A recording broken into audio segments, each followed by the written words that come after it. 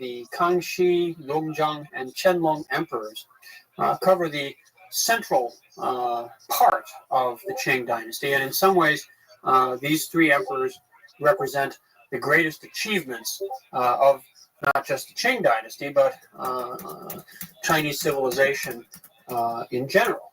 The peace and prosperity and stability over which they presided was also a great age for culture and art and literature and many of the other things that we identify with the greatness of Chinese civilization. The Kangxi Emperor, when he comes to the throne, 1662 is the first year of his reign, comes to the throne as a boy. He was only about 8 years old when he succeeded, but he was chosen for some very particular reasons. He was not the oldest son of the Shunjie Emperor, but he had already survived the disease of smallpox, and this was taken as a sign of his hardiness, of his fitness, and so he was chosen and accordingly made emperor, and at first was guided in his rule by a council of regents, members of the Manchu imperial family, headed by his uncle, a man named Oboi. And what's called the Oboi Regency is the first 5 or 6 years of Kangxi's reign. At the end of that time, in 1667, when he was still just a mid-teen, he decided to take power into his own hands and contrived to have his uncle Oboi set aside and had the regency disbanded, and from that point on, rules in his own right. He comes to power in his own right. He begins to exercise his authority directly at a time when apparently things were stabilizing and the dynasty was going to settle into its sort of normal course. But in the 1670s, he does face what is the most serious challenge to the power of the Qing dynasty, certainly since its establishment, and what will be the last serious challenge to it until the middle of the 19th century. What happens is that Wu Sangui, who we've talked about earlier, Wu Sangui was the Chinese general in command of the fortress along the Great Wall that was keeping the Manchus out, and it was his decision to try to ally with the Manchus to drive the peasant rebels led by Li Zicheng out of Beijing in the summer of 1644 that allowed the Manchus to come in and get the conquest really underway. He had been rewarded for his cooperation with the Manchus by being given a very large territory in southwestern China, essentially as his own sort of feudal domain. And a couple of other important Chinese generals who had cooperated with the Manchus had been similarly rewarded. They had held these now for some 30 years, but in the 1670s, perhaps in anticipation of generational change, would these territories be handed on to their heirs?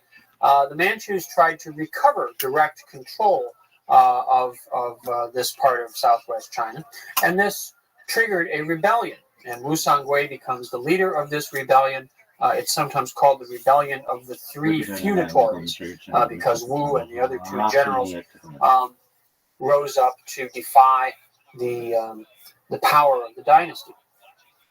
Other Chinese military forces in South and Southwest China joined in with this rebellion, but not all of them, and not Chinese armies elsewhere. It took the Qing dynasty some 8 years to put down the rebellion of the Three Feudatories. It isn't finally completely suppressed until the early 1680s.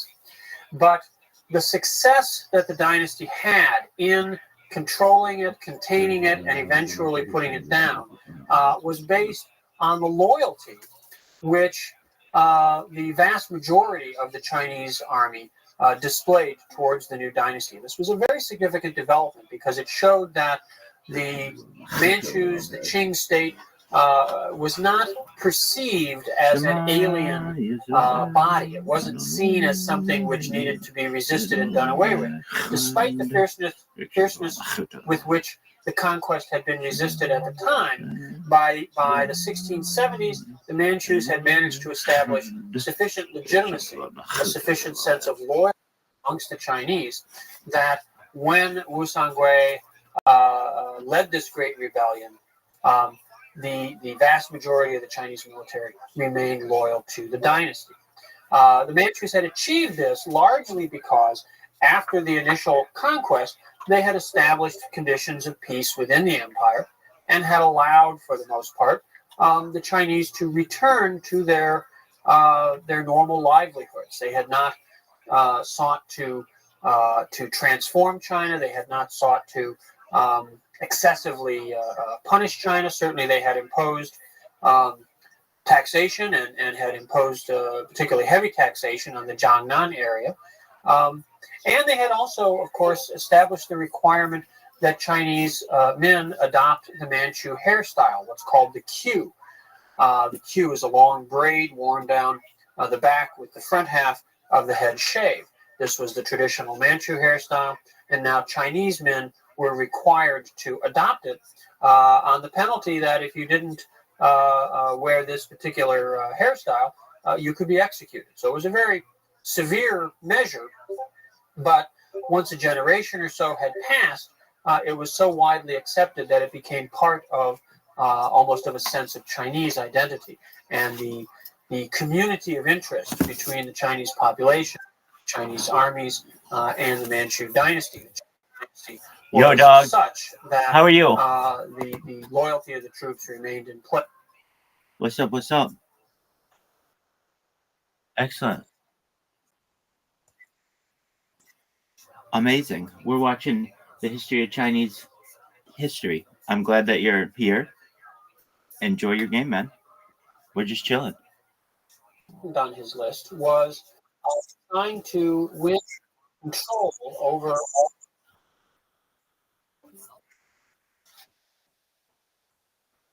I don't want to. I don't want to speak in the iShow Speed Discord because I don't want to come off as self-promoting, and I'll get banned very quickly. So all I'm going to do is just show my camera in there like I do in the Aiden Ross VC, and people will click on my profile and wonder what's going on, and they'll click in here, and then I can talk to them all I want.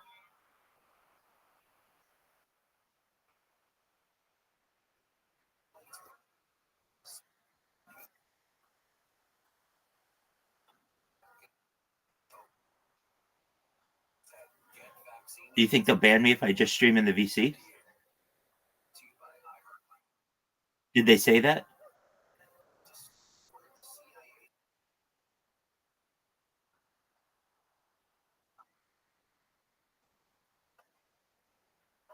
Oh, I understand. I don't want to take the risk. I don't want to take the risk at all. I work too hard to get video permissions. And so anybody who wants to talk to me, I'm very easy to get to. You just literally have to click my profile and click on my Discord, and I'll take you wherever you want to go. But for now, I'm just going to be quiet in that Discord, and that gives me more attention. More people pay attention to the fact that I'm not talking. Like, what is this? He's just sitting there. Well, let's make fun of him. Let's talk about him, and then it builds buzz. So I know that like under normal circumstances, you go there and you tell them all about yourself and you tell them about your project and all the other stuff. But there's the fear that I have that I can be banned, and I don't want that to happen. Cool, dog. How's your day going?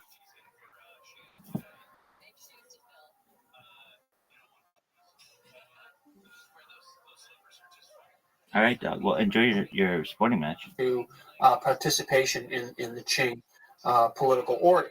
But he does start this process in motion, and it will be carried on by his successors as well. He also is able to project Qing power into new geographic areas, not necessarily as far as will ultimately be the case, but he begins to create direct Qing administration in the far west, in what is today still called Xinjiang, which is a Chinese term that means new frontier. And the far west of China becomes the new frontier of the Qing Empire, beginning under the reign of Kangxi. These external concerns, these sort of frontier or borderland concerns, are one aspect of Kangxi's rule. Another is his efforts to stabilize the fiscal basis for the dynasty. He undertakes in 1712 a great survey of the empire. And now we know that this process of surveying the empire, of trying to ascertain who owns land and what kind of land it is, what the taxes should be, this is a very important function of the imperial state. It is often done in conjunction with the founding of a dynasty. It sometimes is done later in the course of a dynasty to try to reform the fiscal system. We saw Zhang Zhuzheng's attempt to do this back in the 1570s. Now in 1712, the Kangxi emperor carries out this kind of a survey and fixes tax rates based upon it. But he adds kind of a new wrinkle, which is that he proclaims that the taxes based upon this survey of 1712 will remain in effect in perpetuity. They will always remain as they have been fixed under the survey of 1712. And this comes to be known as the Tax Edict of 1712. And it lays the foundation for some serious problems in the financing of the dynasty in later times. Well, in 1722, the Kangxi emperor died after being on the throne for 60 years, and he is succeeded by one of his sons, who becomes the Yongzheng emperor. Now, when Yongzheng comes to the throne, the circumstances of his succession are a little unusual. Indeed, some Chinese historians, some Chinese at the time, questioned the legitimacy of his succession. He was the 13th son of the Kangxi emperor, so he was far from at the head of the queue, head of the line, to become emperor, and yet he is named in an edict which was purportedly written by the Kangxi emperor on his deathbed. This edict, however, was believed by some, if not most Chinese, to have been forged. The conduct of the Yongzheng emperor after coming to power was also a little tended to generate a certain amount of suspicion as well, because he had very bad relations with most of his other brothers, and he had almost all of them. There were only one or two with whom he seemed to get along very well. He had almost all his other brothers either imprisoned, exiled, or in some instances murdered. So, however he came to the throne, the perception was that it was not necessarily the most proper of successions. Nonetheless, the Yongzheng emperor turns out to be a pretty good emperor. He doesn't have a long reign, but he devotes himself, the years that he is on the throne, to trying to improve the administration of the empire, to make it more efficient and more effective, and in some ways more compassionate, more benevolent. His biggest challenge, not surprisingly, has to do with the financial system. Already in the 1720s, the effects of the 1712 tax edict are beginning to be felt. The flow of income to the imperial treasury was not what Yongzheng thought it should be. There were problems in the collection of taxes out in local communities. There were problems in the transmission of taxes to the capital. Taxes would basically be collected on a local level, forwarded up to a provincial level, consolidated there, and then shipped off to the court, to the capital in Beijing. Financing for local administration was then, in theory at least, to be returned from the imperial treasury to the provincial, and from the provincial to the local levels. Well, these various stages of transfer were fraught with the potential for corruption and problems of various kinds. One particular issue, given that taxes were being paid in silver, was that some people's taxes were paid in relatively small quantities of silver. These were often melted down to be consolidated into bars of silver, which could be transported more simply. And there were a number of fees and charges and surcharges that were added on to cover the meltage fees and the loss that might occur in consolidating these, so that there were various irregular duties that were being imposed by local officials. How are you? These taxes tended not to become part of the official records, tended not to make their way to the capital. And so Youngjoong was concerned about abuses of the system, about improve the flow of income. The world does not stop at your behest. I will when I have time. Just for a moment. How's your day going? The greatest degree of control over the tax. Sounds good, big dog. He tried to reform in ways which would eliminate okay, I'm busy right now, but when I have time, I will. And he did this by sending out officials. I'm busy right now, but when I have time, I'll look at what you send me. From the court to local administrators. Experimented with this Doug, in a couple of provinces in central China first. I will. To ensure that money that was collected was recorded, no, that was submitted I'm to doing the something. Treasury I'll look at it when I have time. Handled, and the officials to retain I'll do it when I have time. I'm working on something right now. The localities and finance go all the way to the capital and then make its way all the way back.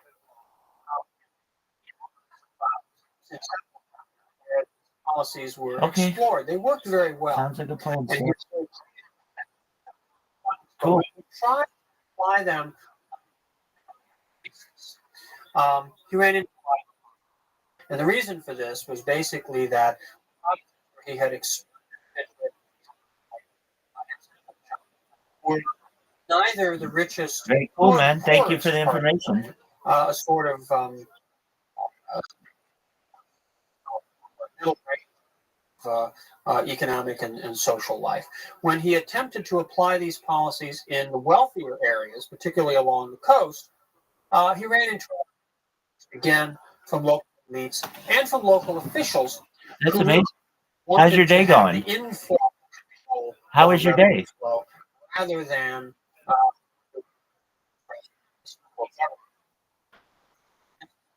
that we've seen earlier on. All right. Well, I hope you're having a better day. I hope it gets better. The resistance to Wang Anshi's reforms back in the northern. I hope your day gets better. Sort of, classic pattern of conflict of interest within Chinese fiscal administration and within Chinese in general. The Youngjoong Emperor eventually becomes his efforts to reform financial system in the early 70s. Thank you. Your mom and I messed it up. What do you want me to do? Regime and sort of acquiesces in the formal what big dog? That are being imposed in local context. So he's it's a frustrating story for him. He's obviously a very well-intentioned emperor, and he sets out to make these reforms, and he has some initial success, but is ultimately thwarted by the power of the local elites, the power, the capacity of private economic interests. Other hold on. I misunderstood you. Messi or Ronaldo? Both. If I have to choose, Pele. I thought you were saying my room's messy. No, Messi or Ronaldo. I want Pele. Do you know who Pele is? That's who I want. Word. 100%. He's amazing.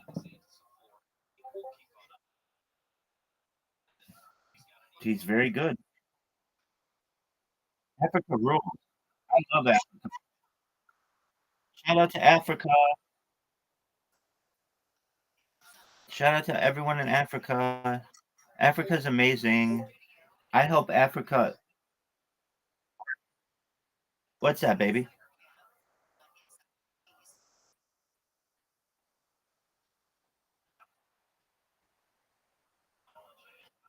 There are a lot of Jews going to Africa, you're saying?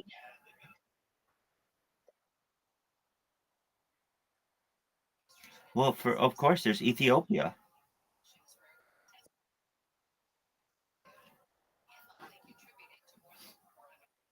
Shout out to all the Ethiopian Jews. Shout out to B'nai Israel. Yo, Ohel means tent.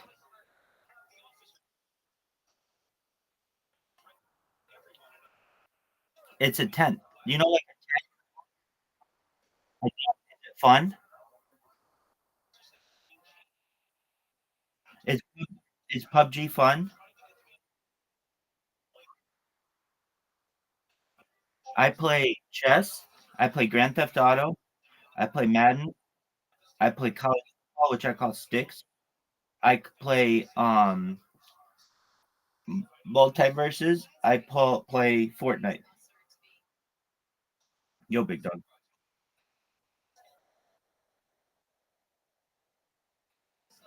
I love all people. All right, guys. I appreciate it. I got to work on something, so I'm going to continue with the podcast. You're wonderful, and I love having you here. Sorry, you live. Yongjong, as I say, was not on the throne for a real long time. He reigns for 13 years. When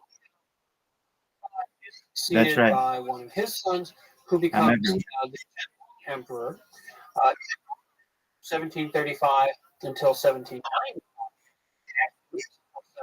He abdicated in 1755. Not on the throne, and his grandfather reigned for 60 years. The Qianlong is viewed by many historians, Chinese and Western, as sort of 60 years were a period where many of them come to full and Qianlong completes a number of the tasks, a number of the projects that his predecessors had gotten underway. He managed the government.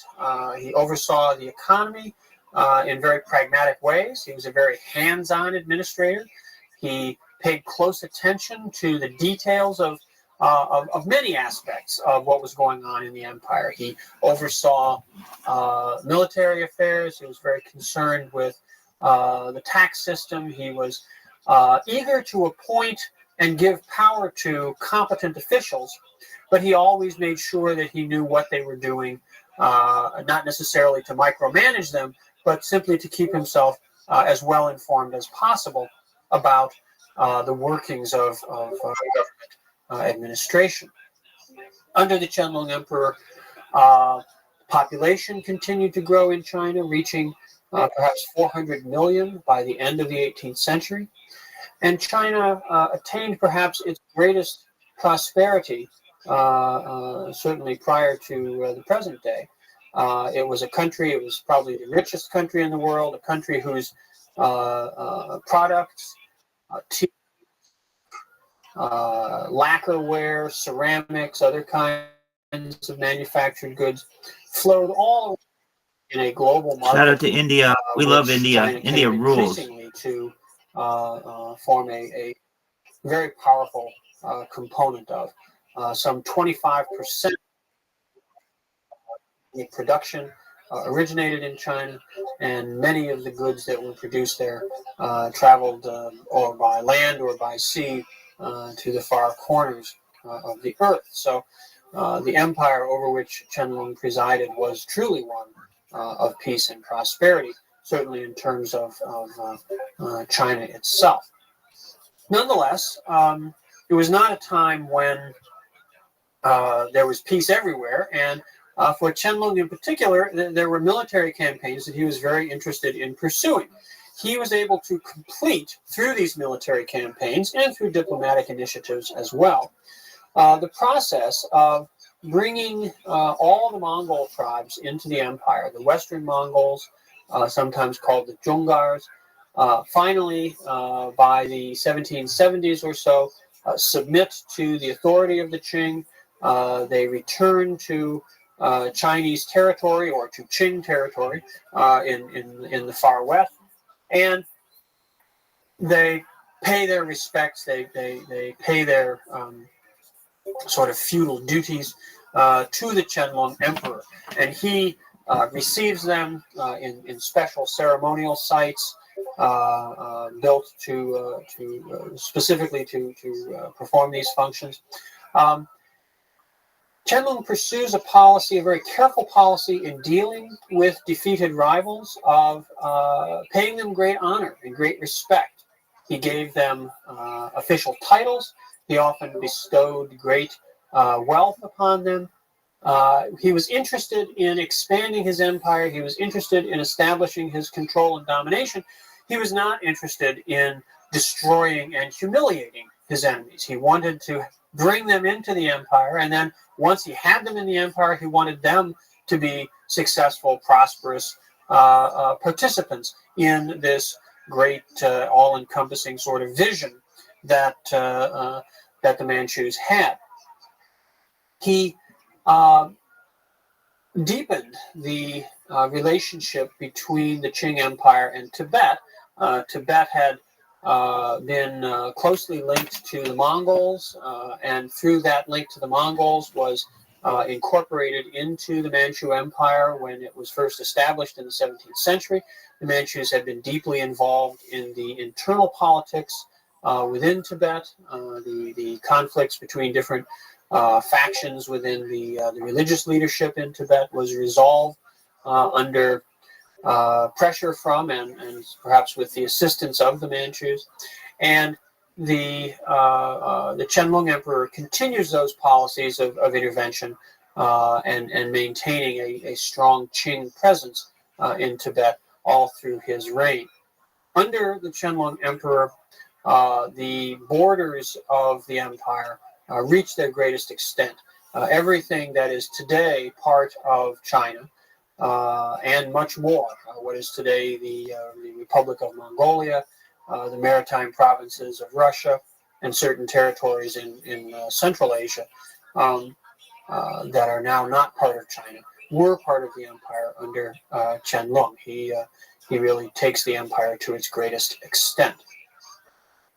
By the end of his reign, by the middle of the 1790s, though, new problems, new challenges begin to emerge, many of which are a result of the long period of success that the dynasty has had. The growth of China's population had begun to push up against the ecological limits of Chinese territory.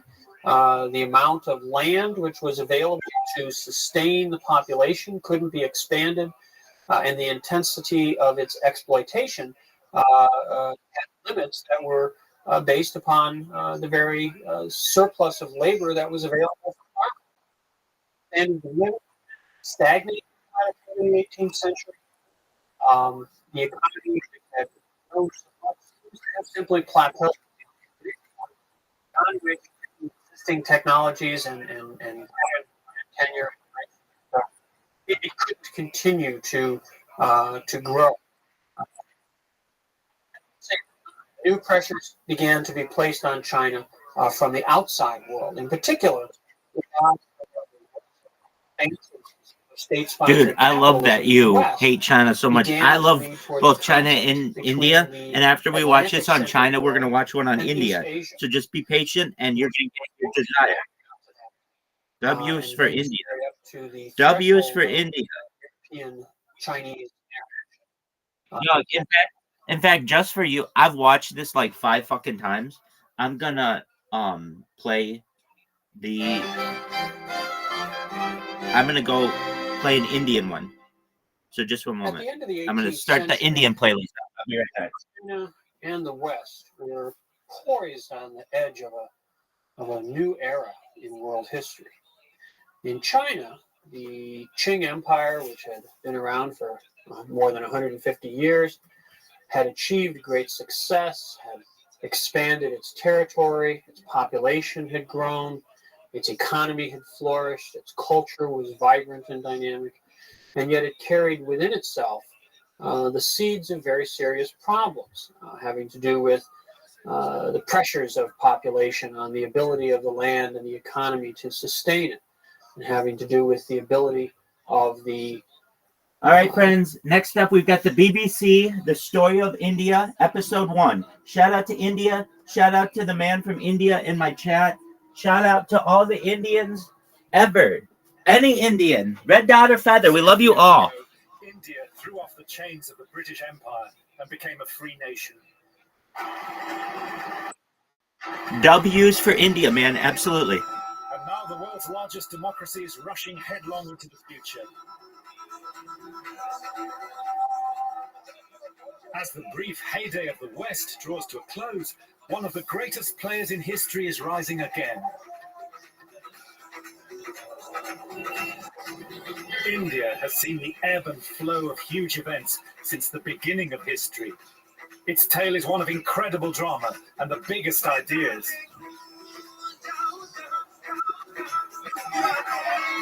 It's a place whose children will grow up in a global superpower and yet still know what it means to belong to an ancient civilization.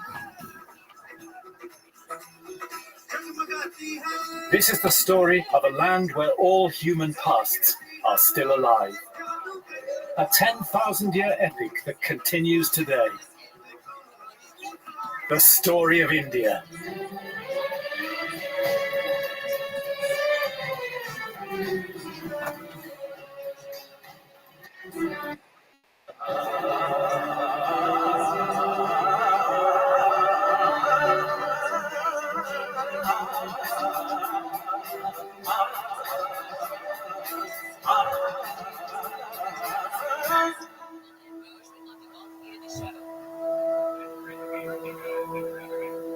So you saw what's happened, you saw the fallout from all this. Does this blow your mind? In the tale of life on Earth, the human story is brief. A few hundred generations cover humanity's attempts to create order, beauty, and happiness on the face of the Earth. The beginnings to most of us are lost in time, beyond memory. Only India has preserved the unbroken thread of the human story that binds us all.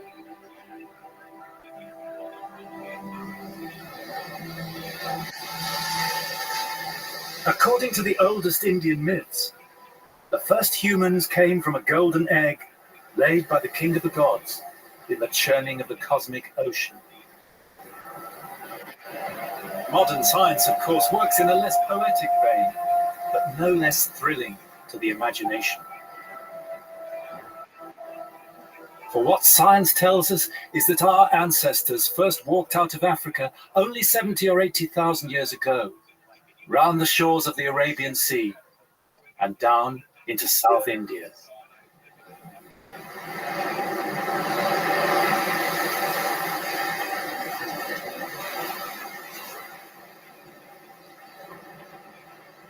They were beachcombers, barefoot hunter-gatherers, driven as human beings always have been, by chance and necessity, but also surely by curiosity, that most human of qualities.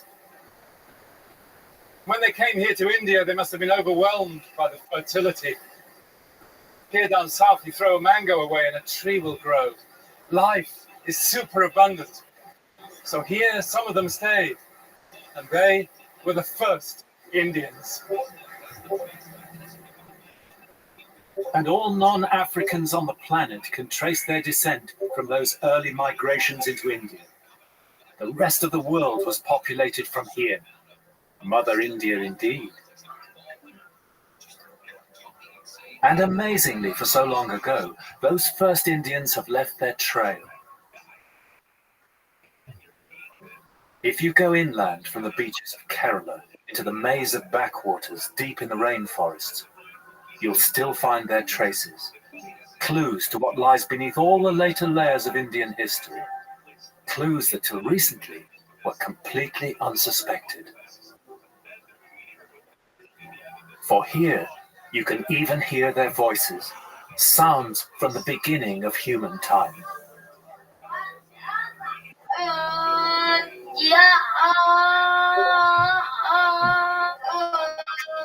An ancient clan of Brahmins lives here, priests, ritual specialists. They alone can perform the religious rituals. They're preparing an ancient ceremony for the god of fire that will take 12 days to perform.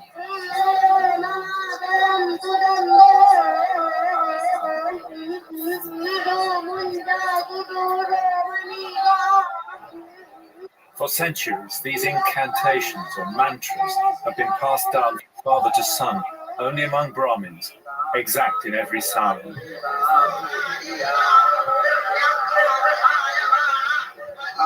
But some of the mantras are in no known language. Only recently have outsiders been allowed to record them and to try to make sense of the Brahmins' chants.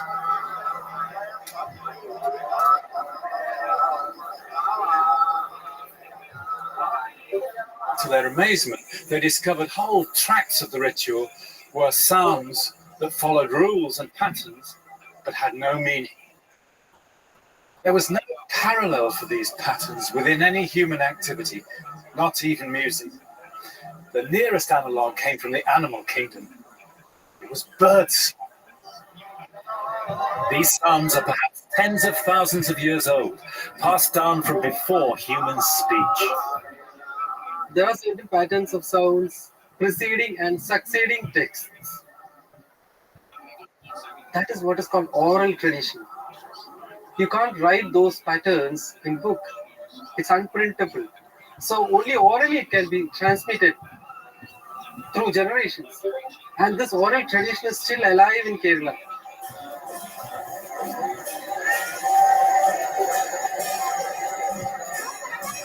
For 12 days, the priests and their wives must stay inside the enclosure. And then when the ritual is over and the world purified, the huts are burned down, all trace obliterated, save in the memory of the Brahmin reciters.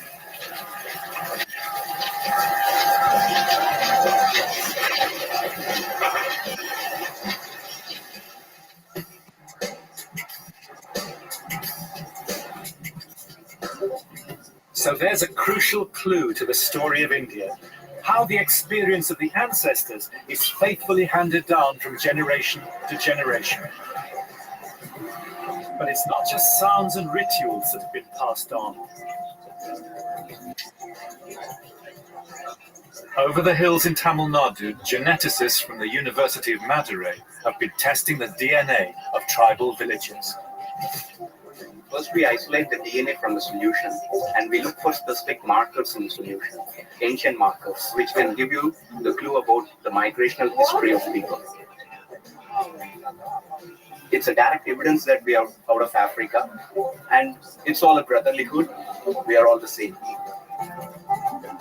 Here among the Kala people, Professor Ramasamy Pichapan recently tested a man called Virumandi. In his DNA was the marker of that first human migration.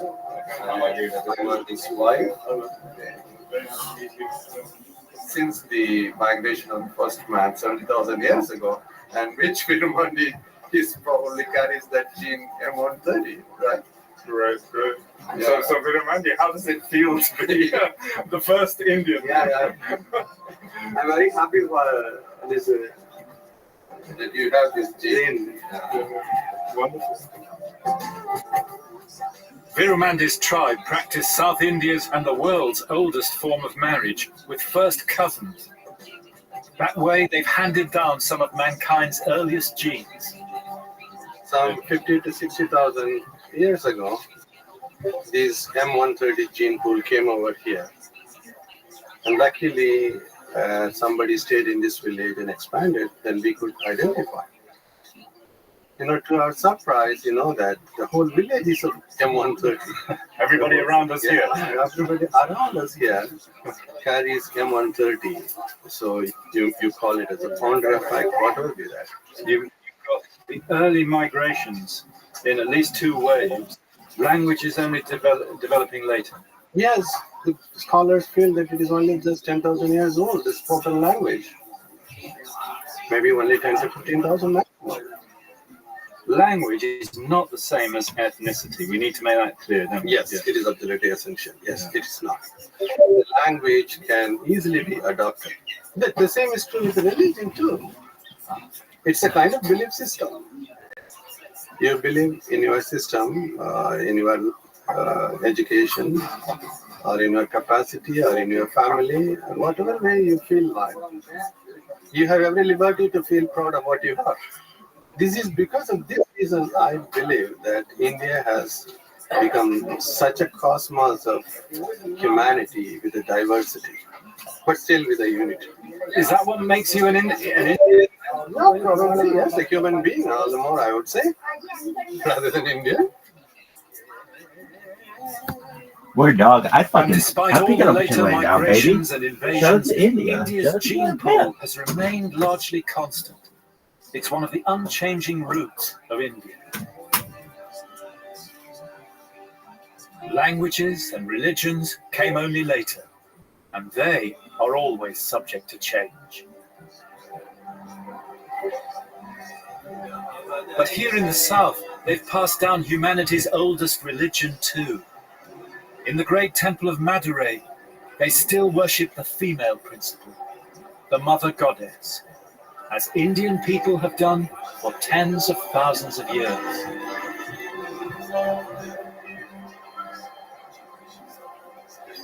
And alongside her are countless other deities that link humanity with the magical power of the natural world. Over the ages, thousands of gods will emerge, always adding to what had been before. So the roots of Indian religion too will grow over a vast period of time as India's expression of the multiplicity of the universe. Why have only one God when you can have millions?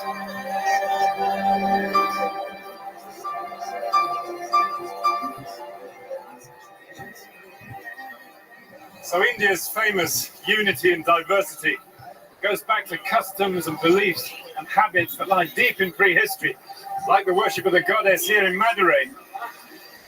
And when you look at all the tides of Indian history that follow, you can see that identity is never static, always in the making and never made.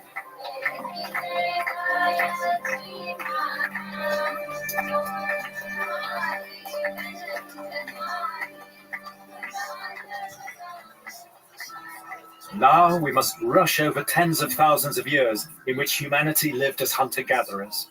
And then in the Stone Age, in a great arc from the Mediterranean to India, changes in technology led to the invention of agriculture. And that would be the motor for the next turning point in the story of India, the rise of cities.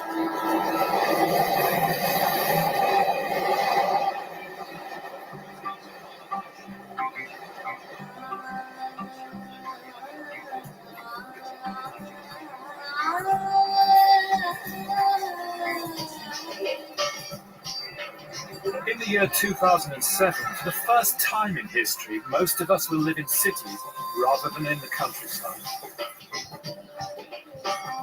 Here in the Indian subcontinent, that process of civilization began in 7000 BC, even earlier than ancient Egypt, with the growth of large villages in the Indus Valley. So despite the divisions made by modern borders, nowhere else on earth is there such continuity of settled life. Hello. Though, of course, when we talk about India in history, we mean the whole of the subcontinent, before modern politics divided up that deep continuum and gave the people new identities and new allegiances. Multan is your native place. Multan, your native place. Yes. Oh, yes. Oh, very nice. What work you? Making historical film for BBC London.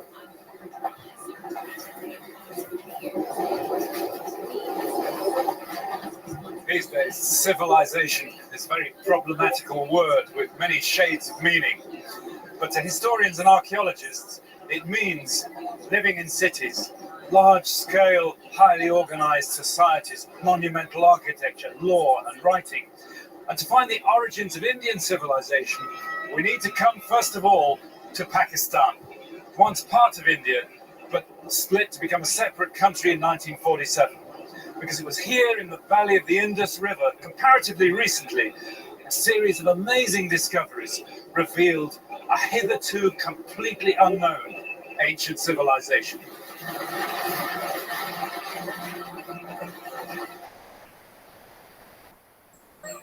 Those first discoveries took place in the 1920s at a little halt on the railway line between Multan and Lahore, Harappa.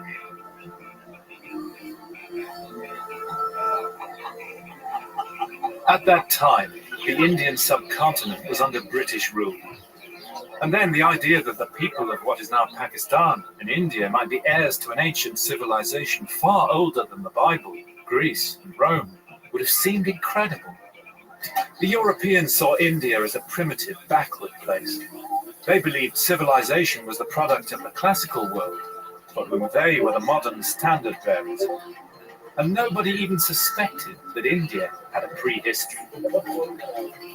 But all that changed in 1921 when British and Indian archaeologists arrived at this little place in the Punjab. How are you? Fantastic. Thank you for having us. That's wonderful. The archaeologists camped in tents here, and they were plagued by mosquitoes too.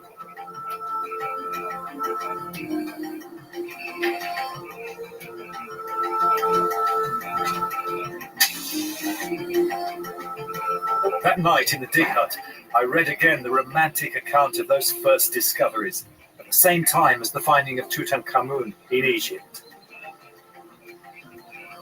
Not often is it given to archaeologists, wrote the British excavator John Marshall, as it was given to Schliemann at Mycenae to light upon the remains of a forgotten civilization.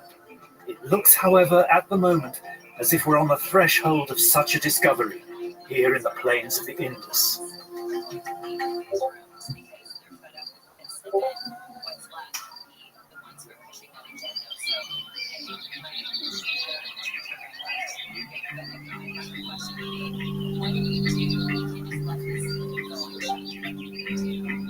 Like the other great ancient civilizations in Iraq, Egypt, and China, India's first cities had grown up on a river.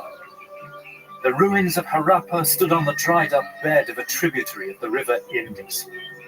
Its huge citadel walls had been quarried away by Victorian railway contractors, but there was still evidence of industry and trade, of writing and high-level organization, and a huge population. Harappa was far older than anything previously known in India. Amazingly, at the time of the building of the pyramids of Egypt, there had been vast cities here in India. When does Harappa begin?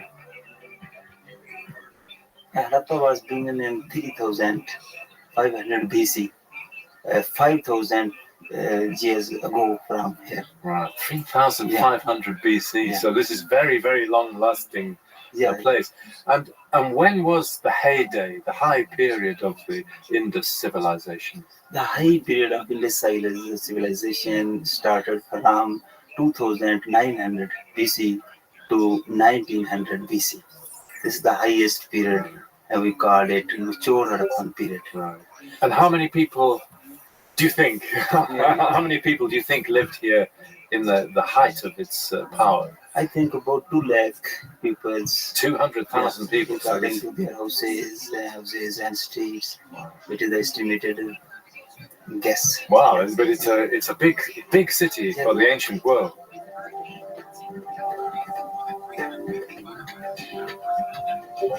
The next year, 1922, British and Indian archaeologists targeted an untouched site to the south, Mohenjo-Daro. By ancient standards, it was an urban giant, a Bronze Age Manhattan. Just like the modern Indians and Pakistanis, The Indus people were traders. From here, their boats sailed to the Persian Gulf and Iraq, carrying cargoes of ivory, teak, and lapis lazuli.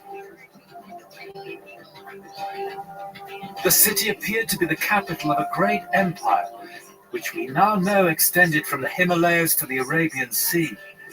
With over 2,000 towns and villages, it was the largest civilization in the ancient world, and with up to 5 million people, the world's biggest population. But their writing is still undeciphered.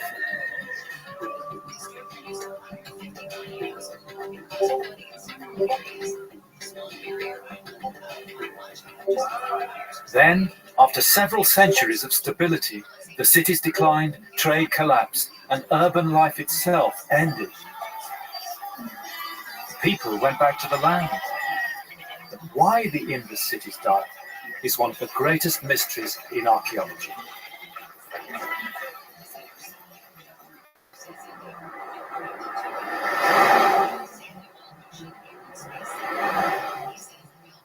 Back in London, I went to see Dr. Sanjeev Gupta, who offered me a much bigger picture as to why civilizations rise and fall.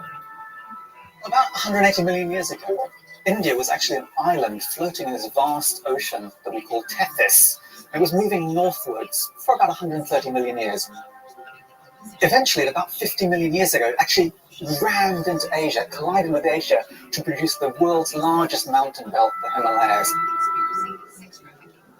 So there's a different perspective to the historian's view. Civilizations come and go. Environment and climate are what shape our human story in the long term, as we're now discovering to our cost.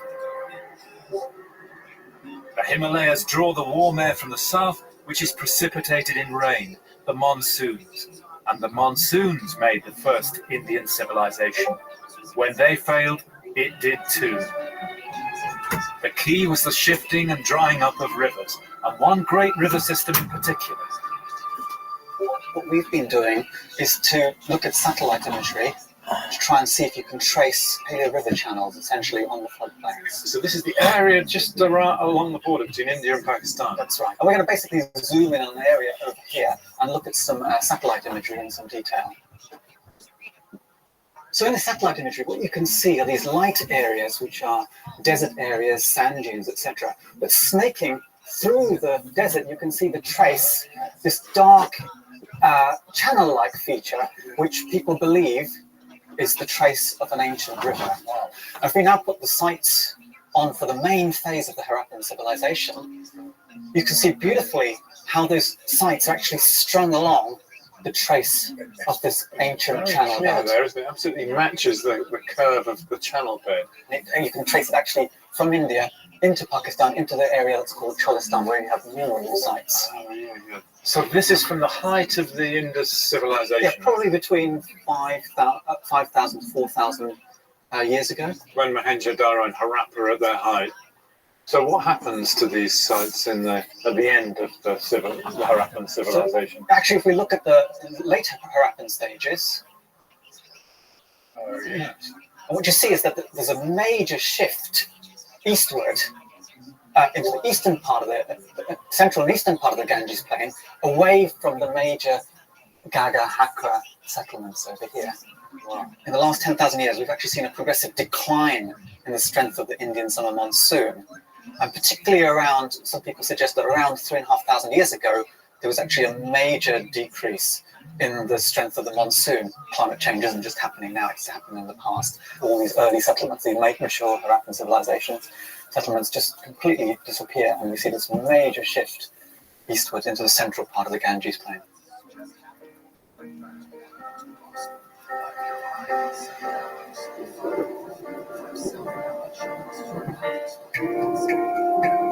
And ever since, from sacred songs to Bollywood movies, Indian people have loved the monsoon.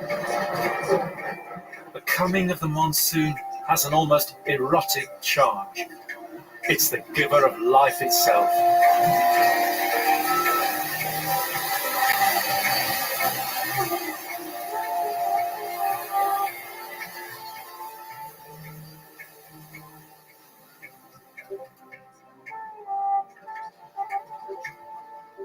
So climate change shifted the center of gravity of Indian history. The people moved, following the rivers eastwards to new lands in a forested world that's been sacred from that day to this, the plain of the river Ganges. And here, the next chapter in the story of India will take place.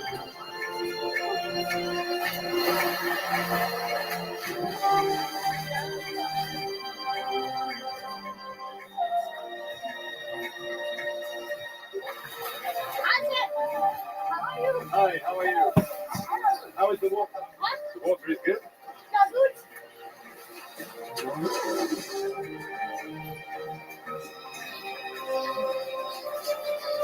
So the first great Indian civilization died out. Or did it? The mystery of the Indus cities is so tantalizing. And the differences with later Indian civilization are apparently so great that it's easy to think that there was a major break in continuity of Indian civilization. But history is not like that, especially Indian history. And it's only a very short time after the end of the last Indus cities, let's say around 1500 BC, that we get the first definite evidence of an Indian language and an Indian literature. And language and literature are the next landmarks in the story.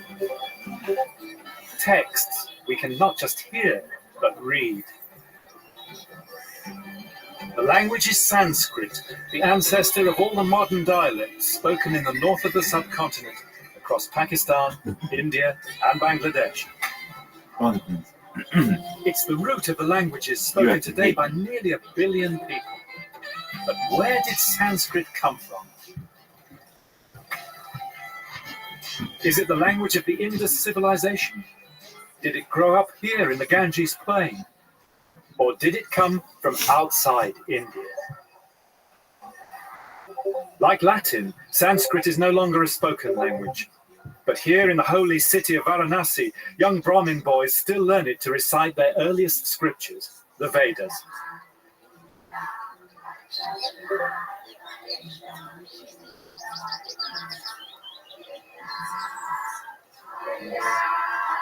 For traditional Hindus, these are the most ancient scriptures in the world, older by far than the Bible.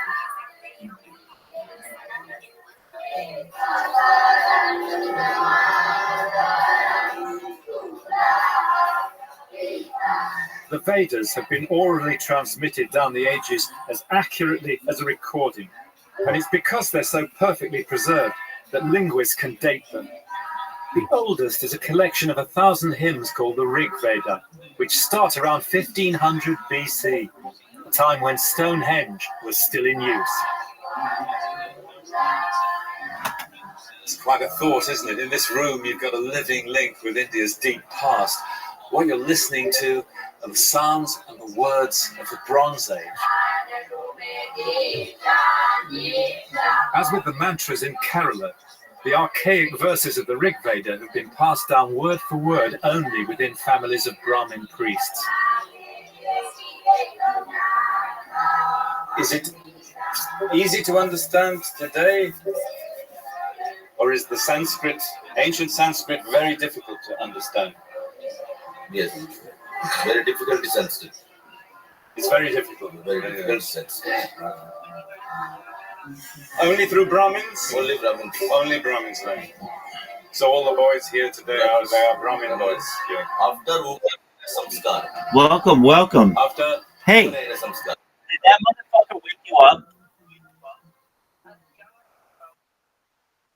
Did that motherfucker with the chainsaw wake you up?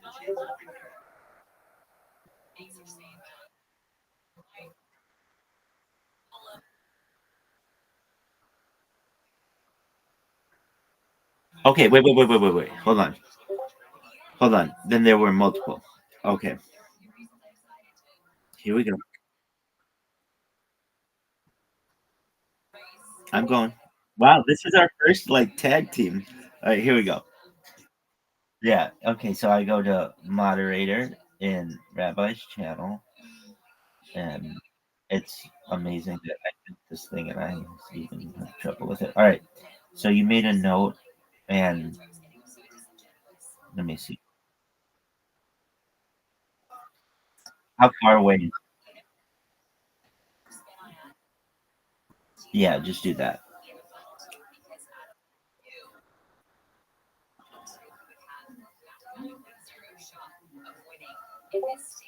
Okay. Message edited. I see. Came to see moderator. Okay, jump to message. Oh, cool. Came in screaming at Rabbi to wake up. Wake me. Oh, I know who that guy is. No, I know who that guy is. Hold on. I even know. I even heard him. Hold on. Yeah. Gail Griffin. Here's the thing. I heard him. I heard him. Yeah, I'm okay with that guy, actually. Believe it or not, that's an amazing one. No, you're good on that one. That's fine. You did exactly right. Bravo to Caspian Sea. We're learning through this, but that's exactly what you did. You made me aware of it. Now, let me say why Gail Grizzly's allowed to do that. He is a pretty big creator.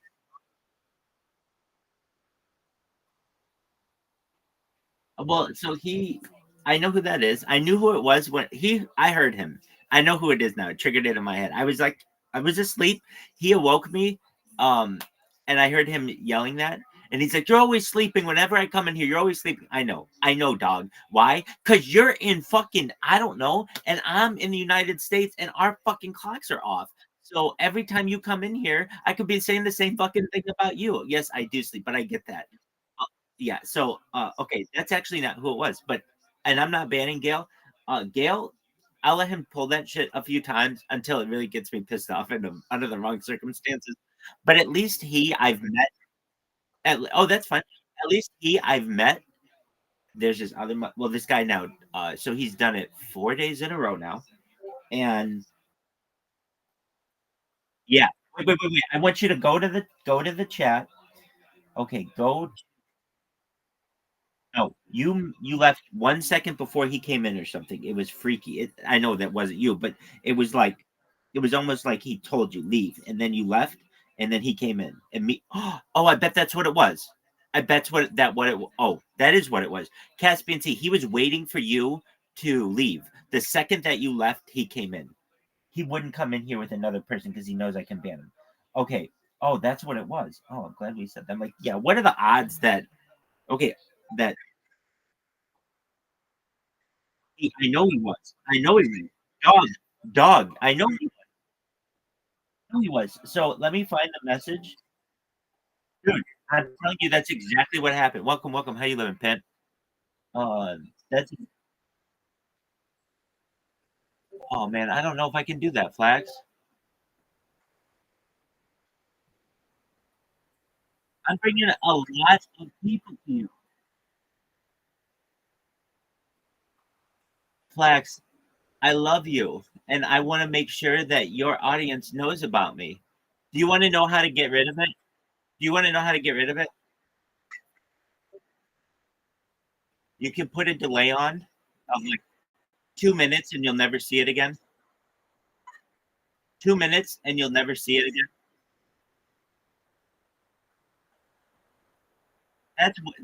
That's love. That's love right there.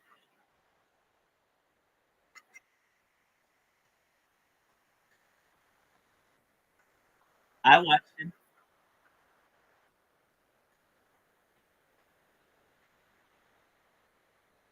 because I love you, Flax. Absolutely, Flax.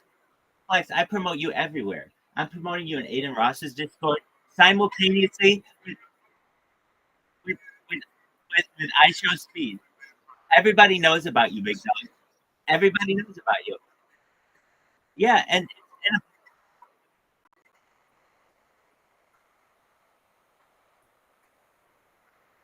no, they know that you're totally innocent. Don't worry about that. They know that this is purely on Rabbi. You have nothing to do with that. But the interview that you did was really good. No, everybody knows you have nothing to do with that. Absolutely nothing.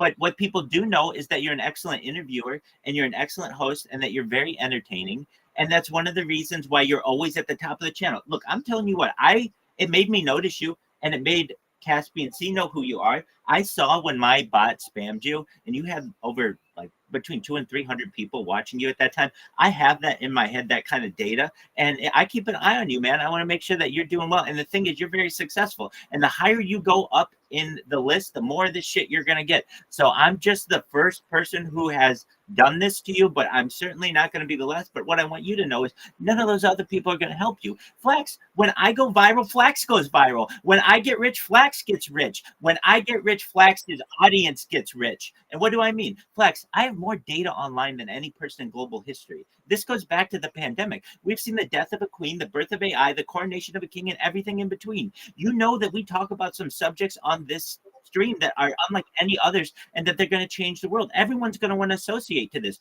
We've watched every major motion picture, including the Oscar winners and Oscar nominees of the last decade, and going back to 1928, we've watched every single year of the best winners, plus many other versions of movies in there. We've listened to every major album of every genre. You could go in this Discord and see more 50 different music genres. Very few people know 50 different music genres, but we're fans of 50 different. I have write-ups on them all.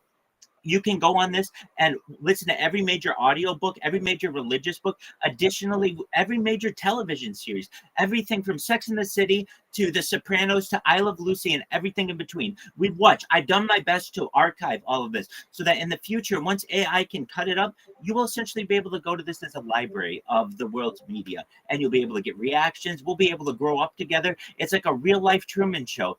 Flax, have you ever seen the movie The Truman Show starring Jim Carrey from the 1990s? That's okay. It is something to check out sometime. It's a classic. Yeah.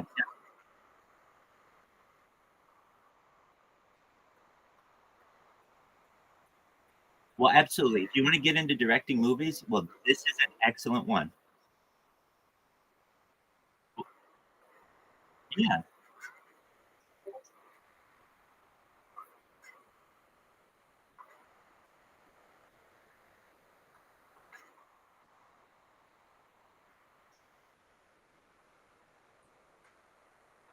Flax, we want to hear about it. So it's a drama. What's the setting?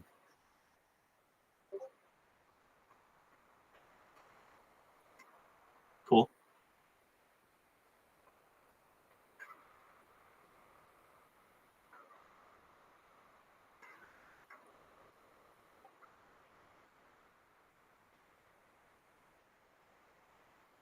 I like it. So it would have to be.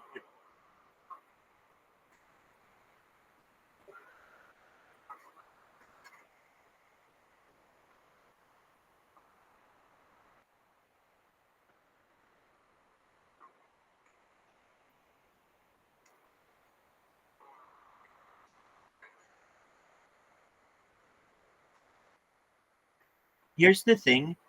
Wait, don't feel bad. They've done everything. If you didn't know, there are something called tropes. If you go to tvtropes.com, I'll find the exact website. Just one moment. Yeah, it's tvtropes.com. It literally takes every kind of scenario that you can name, from like zany next door neighbor to surprise baby news, anything that they've ever done in any episode, and they have essentially archived it. So what does this mean? Like there are many like slapstick comedy, every kind of thing that you can do when two people slap each other on stage or in a movie, they have archived. No, that's, I think, Flax.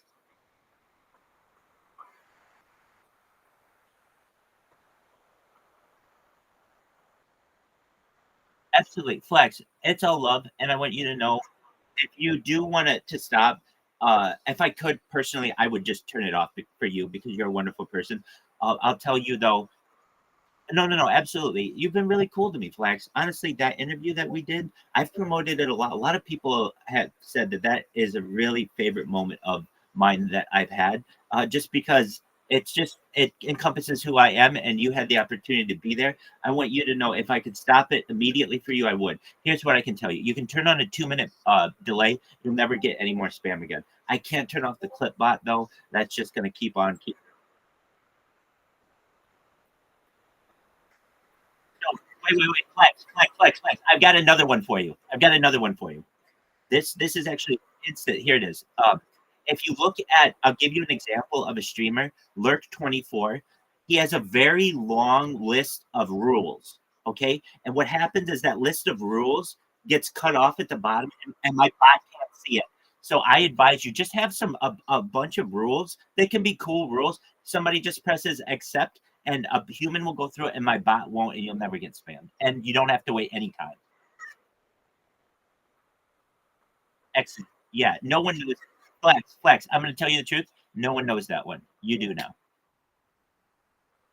And it's because, look, I'm looking out for you. You're a wonderful person, and I appreciate our friendship. And I would do the same for any friend or anybody who really asks me. So what you can do is just have a long list. Look at Lurk24. Take some of his rules, put them in yours. You won't ever get spammed. Absolutely. W's Flex. Take care, man. You have a great stream. W's to Flex.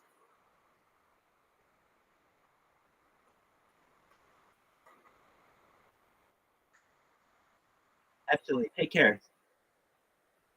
That was Flex, everybody. What a pimp. Yeah, man.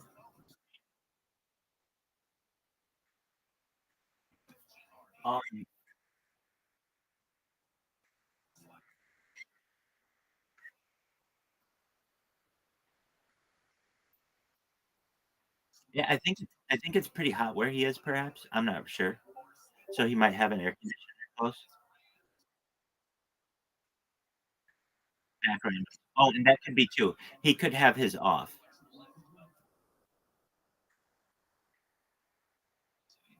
Well, that's cool. Shout out to Flax Life. He's very cool. And we taught him how to stop the spam. So that's cool. And he's also really cool to be like, no, it's cool. I'll let it be, whatever. But he's a nice person. I think he's a very nice person.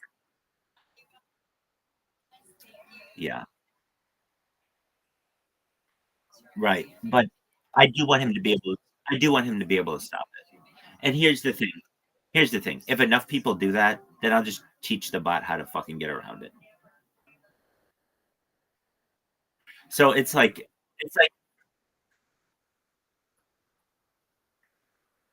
right, exactly.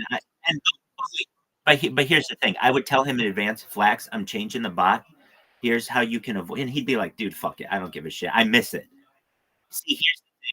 They get paid on how much people chat in their chat. And so it does make them a little bit of money.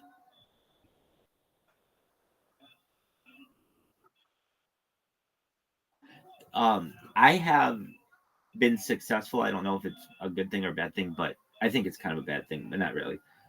Amaranth now has a delay on her chat. Finally, after however long she's been spam, I spammed this woman unintentionally. She's just always at the fucking top of the fucking website. And so what would happen is they would ban my account, and guess what? She's at the top, and it would fucking just start right back up. And she got it worse than just about. I think she probably got it worse than anyone. Here's why: she didn't have any spam blocking, and you could just go in and chat once you followed her, and this bot would just go in and follow her. So she now has a 6-minute delay, which is fine. I'm so I tell people if you do it for 2 minutes, I won't spam you. I can just about guarantee you won't get spammed. Actually, I can guarantee you won't get spammed if it's 1 minute. However, or guarantee as much as possible. I mean, I might manually spam you or something, but then there's the issue that arises with it where enough people have a delay on it 1 minute or 2 minutes or whatever, and then I have to change the bot to delay 2 minutes or whatever. But there are so many different people on Discord. There are 700, or not Discord, Kick. 700 in just chatting at any moment.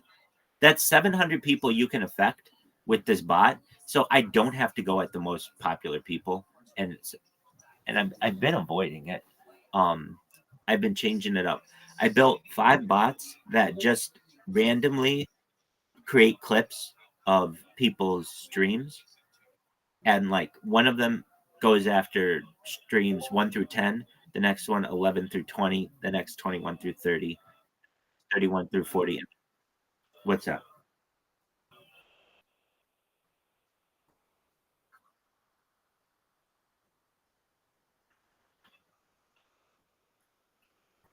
Isn't that something that it does everything?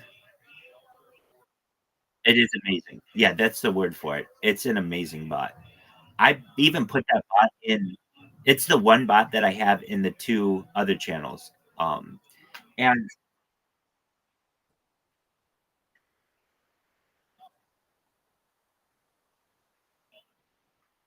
yeah, so it's even like you can see when it first.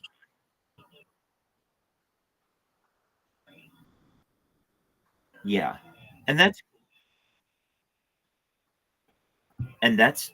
cool. He can. I don't look. If you notice, like I don't care if anybody's here. I mean, you can be here if you want, and you can leave if you want. It's basically my virtual tent. Like um, if we were nomads and people were like hunter gatherers, I would have a tent. People could come in and talk and do whatever they want, but they don't have to be here. They can leave whenever they want. So you don't even have to be a full time member. If he just wants to come in and pop in and bounce whenever he wants, that's cool too. Um, yeah, that's cool. I mean, and if he does, oh, that is very cool. But if he does, it wouldn't break my heart. Um, the fact that he knows who we are is great. Now, I hate to break his heart. You broke his heart first with the L word. You know, I think everybody in the back of their minds wants to be a writer of some sort, but with AI now, there's just no point. It's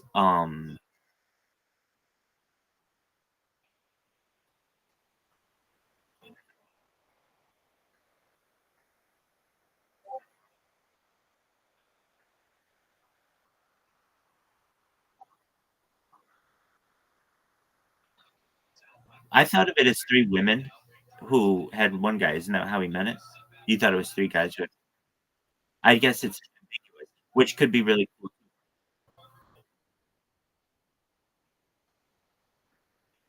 No, I understand. It's ambiguous, which actually could be a really cool part of it.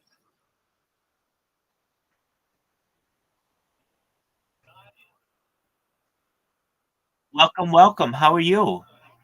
How are you, Moved? We're happy that you're here. What's good? Moved. What it do, nephew? We're glad that you're here. If you're wondering what we're doing, we're streaming our life. We have moved from the history of China history of China lectures to the history of India, BBC's India. We had a person in here earlier who was like, China's, they didn't like China. Or I shouldn't say they didn't like China, but they weren't, they like India. They want to hear about India because they're Indian. So I said, you know what? We've listened to China like 4 times straight. Let's go to India. And so we listen to India. See those random people who keep joining? Oh, I can tell you this. The odds that somebody's going to stay in this Discord are about 50%. Meaning, and you know what? I think that's pretty good for any random Discord. Like there are a ton of reasons why people leave Discords. They don't like you is the big one. They also have almost 50 and they don't want to clutter it up anymore. I get that too. There are lots of different reasons. I personally don't take it as an insult. I made the impression on them. I sold. I shouldn't say sold. Bought. Do you know about my friend who was murdered? Yeah, you do a little bit. It was in Las Vegas. Maybe you don't actually. Caspian Sea. Caspian Sea. Can you hear me? Caspian Sea. Can you hear me? I can hear my fucking voice is muffled, but can you hear me? Caspian Sea. Are you there? Caspian Sea. Fuck. Caspian Sea.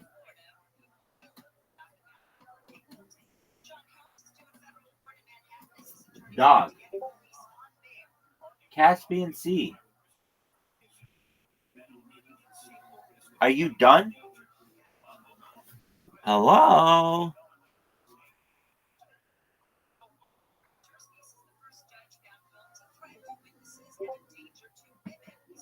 Krishna is advising how the performance of duty, importance of performing duty for a king. Your duty is to fight. Performance of duty is must. It's really an epic that speaks to every age.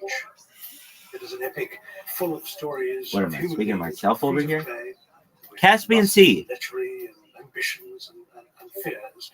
People who have committed acts of betrayal. Yo, dog. And sold each other down the Yo, river. Caspian Sea. It's a tremendous amount of it. It's sort of to read them about today. He's to gone. recognize how They fucking thrilling kidnapped him. He gone. Caspian Sea. I was in the middle of telling you some of the most important information in the history of mankind. Dog. In the history of mankind, there's been some important shit that's been discussed. This was definitely some of it. Here we go. Are you ready? Yo, dog. Dude. Yo. And now the world's largest democracy is rushing headlong into the future. Yo, dog. Dog. Caspian Sea. Yo, Caspian Sea. Yo, Caspian Sea. Yo. Caspian Sea. He's gone. He's gone. And he is not coming back. It's almost as if he's proud at how gone he is. Caspian Sea. Caspian Sea. Dog, I remember this time Caspian Sea was here, and we were talking, and it was like, oh, dog, that was a really great conversation. And then literally, he just left, and then everyone was like, dog, weren't you just talking to him? And Rabbi was like, oh, fuck yeah, I was talking to him. And everybody would be like, what happened to him? And people would be like, we don't know. It could be like you when your fucking internet goes down. So who are you to fucking say anything about him? And then people would get up in arms and stand up for Caspian Sea. And I'd be like, dog, his internet's fine. It has nothing to do with that. It has to do with pure selfishness. And people would be like, really? I'd be like, fuck yeah. And why? Because my time is valuable. And people are going to say, well, isn't that selfish of you? And I'm going to say, that's all that matters, baby. All right, dog, are you fucking there? No. This motherfucker's just jerking himself off. He just couldn't fucking keep. He hears about a three-way. Instantly, this motherfucker starts thinking of dudes. Okay.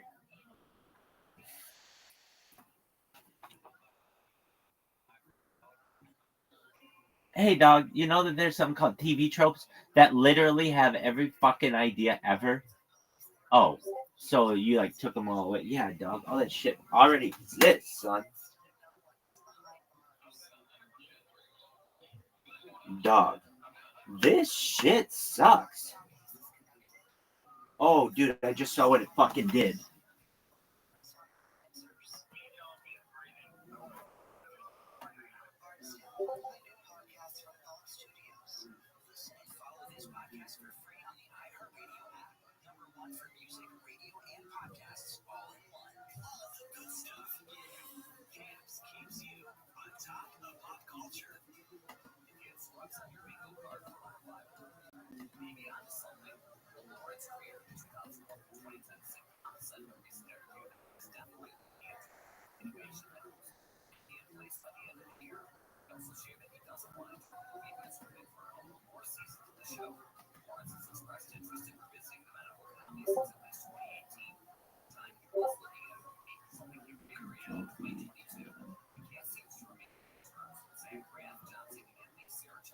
GIF image. Here we go.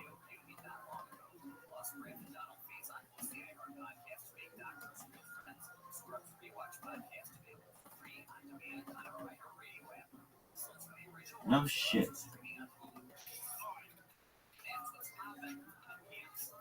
Oh, that's it. That's it. That's it. We found it. You little bitch. All right. Fuck. 1, 2, 3, 4, 5, 6. We're gonna take out 6 of these bitches. 7. Okay.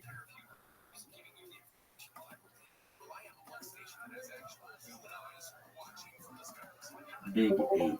Open. Big 7.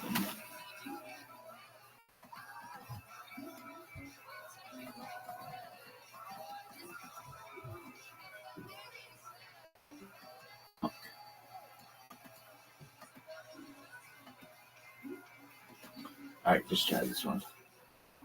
Dog, what happened to Caspian Sea? And everybody would be like, oh, no one fucking knows. Everyone would be like, dog, you mean no one fucking knows where Caspian Sea went? I'd be like, dog, absolutely fucking no one knows. And they would be like, dog, this is the most horse-shittedness thing I've ever seen. I'd be like, dog, I know. We were literally in the middle of a fucking conversation. And this motherfucker was like, hey, dog, I'm in a piece. And I'm not going to tell you about it. And I was like, why? And he was like, dog, it's over.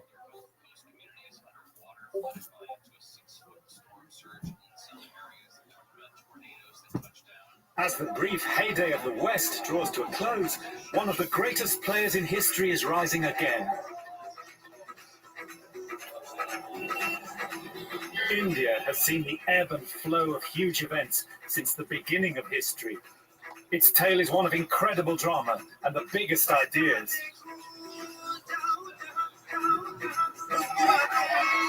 It's a place whose children will grow up in a global superpower and yet still know what it means to belong to an ancient civilization. This is the story of a land where all human pasts are still alive. A 10,000-year epic that continues today. The story of India.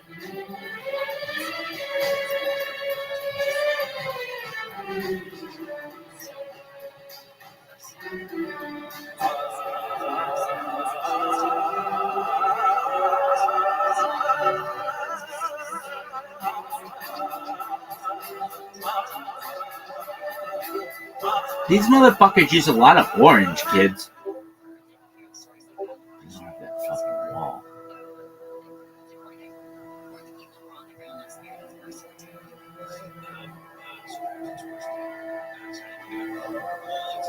In the tale of life on Earth, the human story is brief.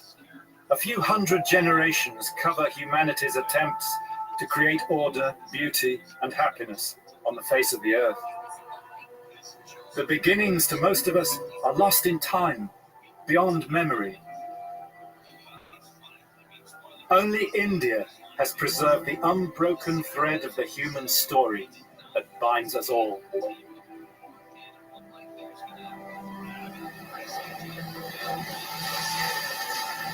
According to the oldest Indian myths, the first humans came from a golden egg laid by the king of the gods in the churning of the cosmic ocean. Modern science, of course, works in a less poetic vein, but no less thrilling to the imagination. But what science tells us is that where the fuck were you? Walked out of Africa. I was mid fucking sentence, and I was on something really fucking important, like always. And then you came over. Doug, I don't even know who that was. I was talking to you. I don't even know what you're. Doug, I was talking about something so fucking sick. It's unfucking believable. Oh man, what was it? And then I literally just talked to you for 5 minutes with you not here, and like, oh, why aren't you here? Blah blah blah blah blah. All right, what the fuck was it? It was really important. I mean, it was like a really interesting thing. No, it's cool. I'll think of it. Okay, so I'm watching this fucking history of India, and it's a little different than. Right, yeah, I know, but it's too fucking much work to go back and watch it. It is. It's a lot of work.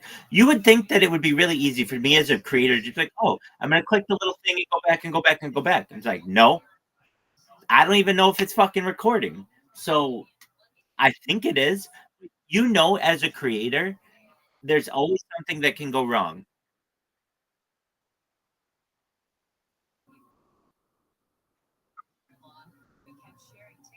The wrong. Oh, you can go back. Then watch what I say to you. It's funny.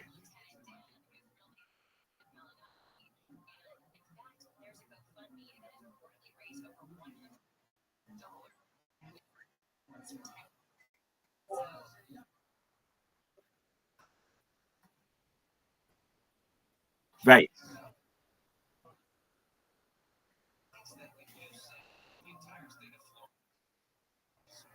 So watch what I say to you because it's pretty funny, and I'm not even thinking about it. I'm just riffing. Yeah. I'll shut the fuck up. I finally have someone who's enjoying my content. I'll shut the fuck up.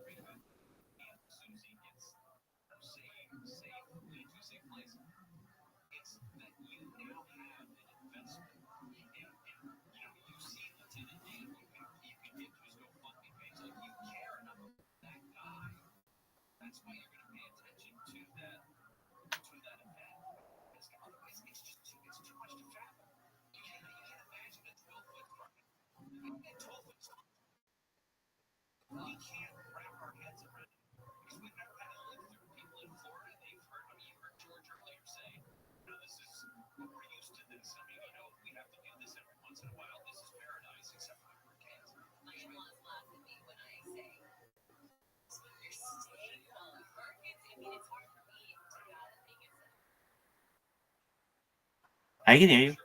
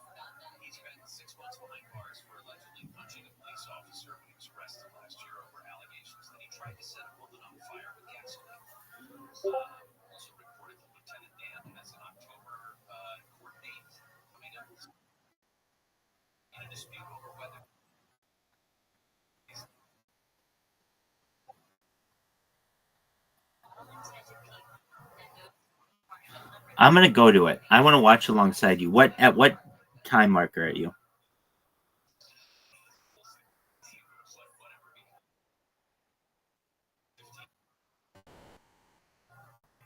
You okay?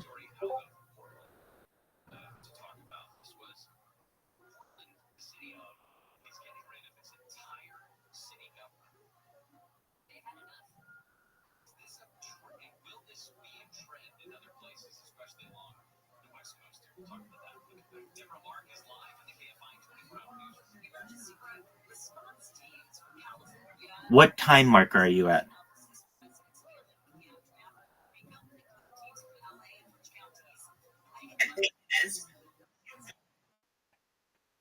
Thank you. Perfect. Minus 17. Okay.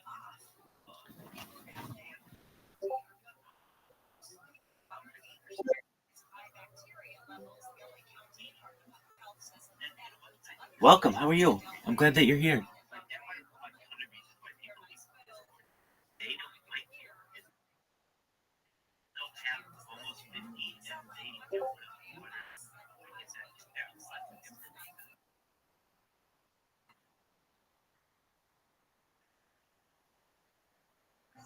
Oh, yeah. Did I tell you about that, though? That's what I wanted to talk to you about. Okay, I got to talk to you about that. That's what it was. So you remember, you found it. Good job.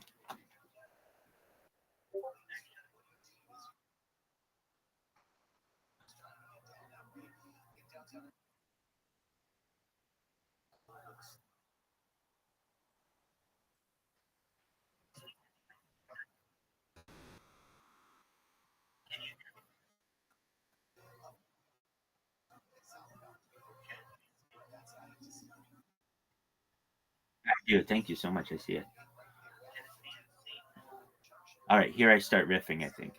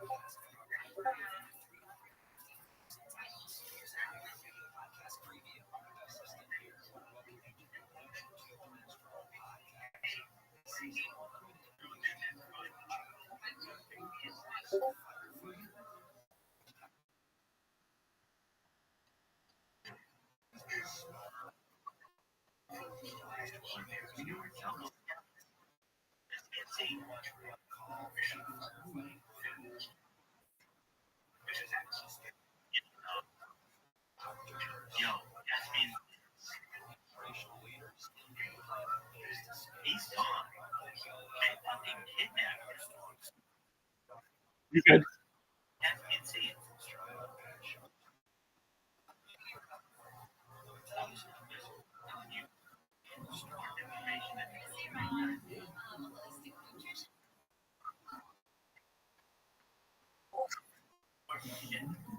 I love it.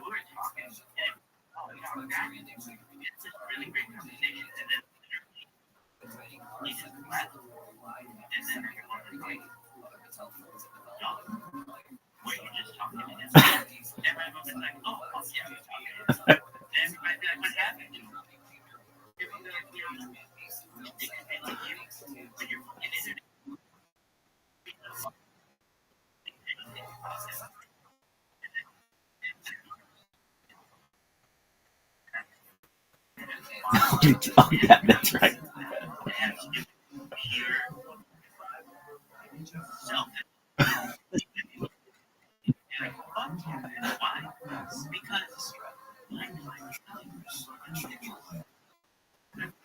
No,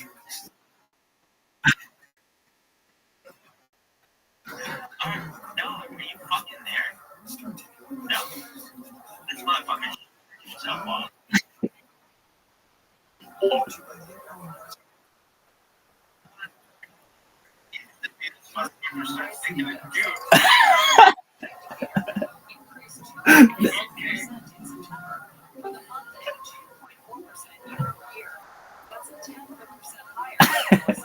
Hey dog, you know the next couple literally have every fucking night you can't ever. Oh, so you like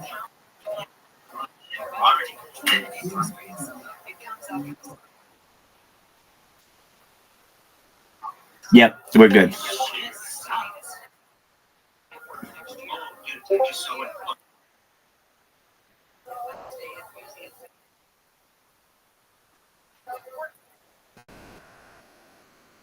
There you go, dog. Well, that's amazing. I'm glad. It was very funny. I mean, just I didn't know where you went, and okay, so my friend, so I told you about it, but I didn't find out that he had died. Sure.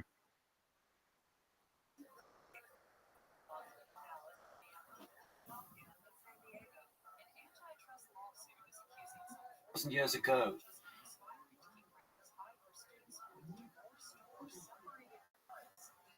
Dude, Rumble is a great fucking platform. It comes in clearly. You can hear it. I mean,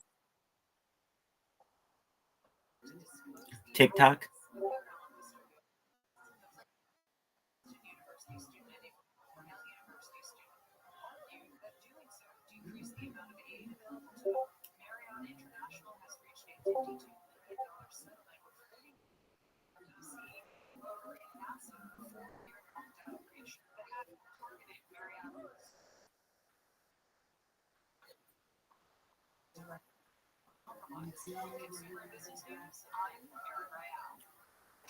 It is the exact same camera that you see me out of in Discord, so it would make sense. I don't know why I would think it's any different. I mean, I thought the same thing, like it would be different dimensions or maybe a little zoom, but literally the exact same thing, which is perfect. That's what I want people to see.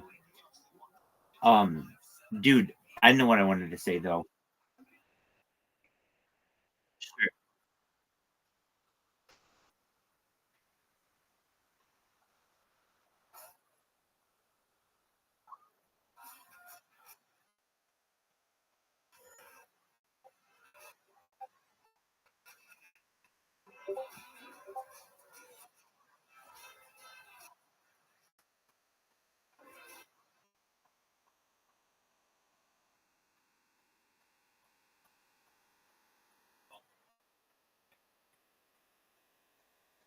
Yeah.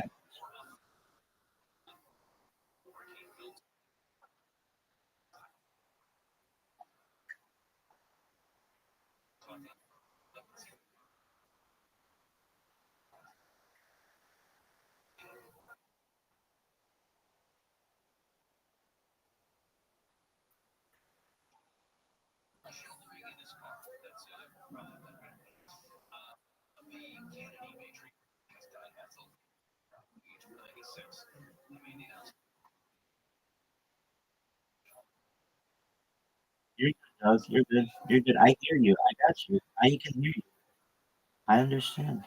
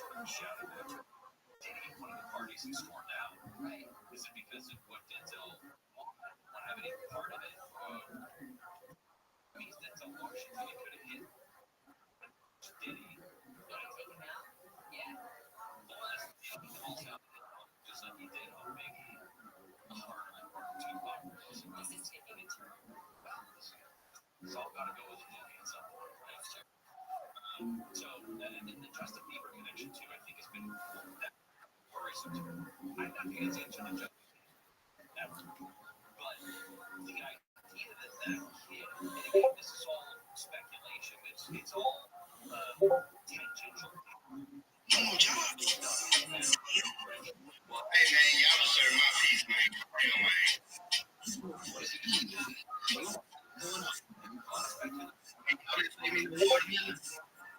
Hey man, you better eat the watermelon off the damn rind, bro. I need you to get you jiggy back. You stop looking at them papers. Your ass. This is my mojo. This dog goes everywhere I go. So it has to come in. I mean,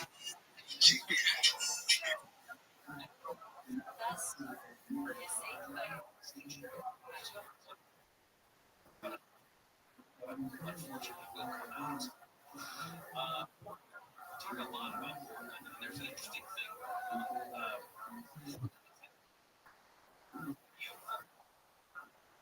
You're going to say something else? No, I've been to Portland.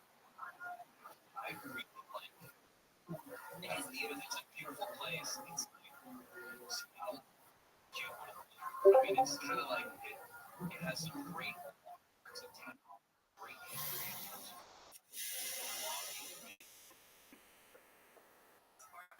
It's quirky, it's weird. I mean,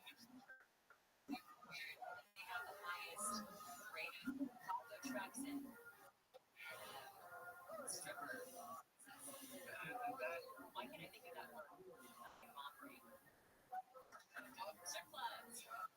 I knew you'd know. There's a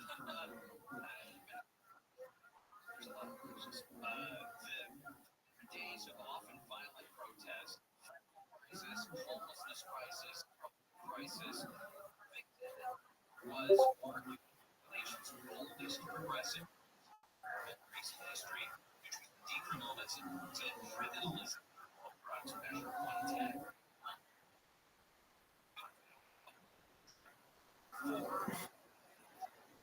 Voters held them accountable, which is more than they realized. Doesn't work so well. Well, I mean, it's funny because they use what's going to happen.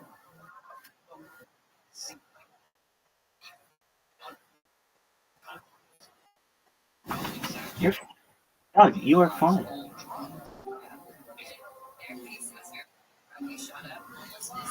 I wanted to talk to you while you're doing that thing. Can I talk during it or no? I'll let you focus on that. I'll talk later.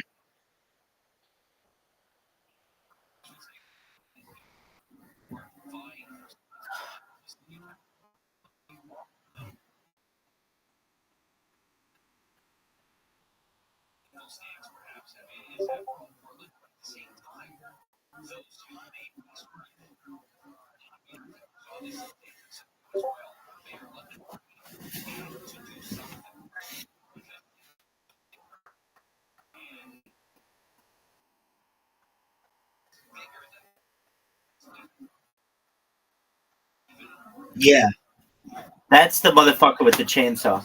Well, there are two of them. I think they're the same person. He just has different accounts. But I'm okay. I can keep up this shit every day.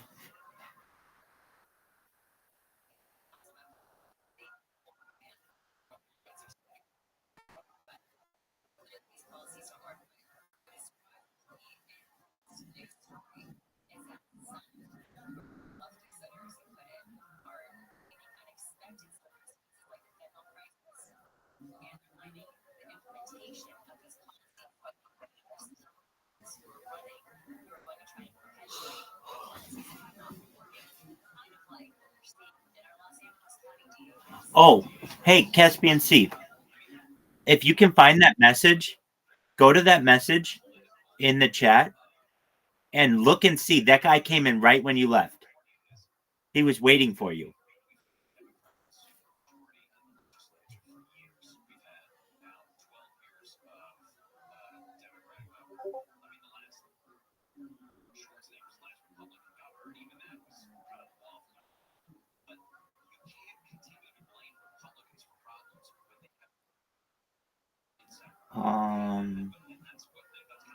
Yeah, you just hold down and press pin.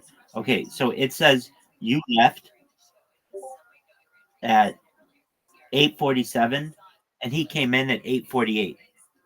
He came in right when you left.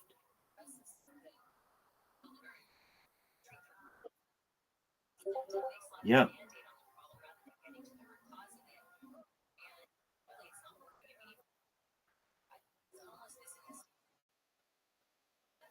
Oh, the other guy? The other guy was yeah. So but what I'm saying is that guy waited for you to leave. You understand what I mean? Because you were in your I'm thinking so. They came in at different times. The guy the other day, or 2 days ago, he came in at 3 in the morning. Today, it was 8:30. But that was fine. I'd already slept, and I was ready to fuck his ass up.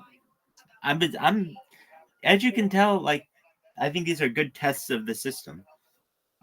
So bring it. Yeah, okay. So I wanted to say, so I told you about my friend, right? Okay, so then we're good. There's some people who I've told, some people I haven't, but it's still kind of a shock to me because I only found out about it a few months ago, even though he died. Yeah,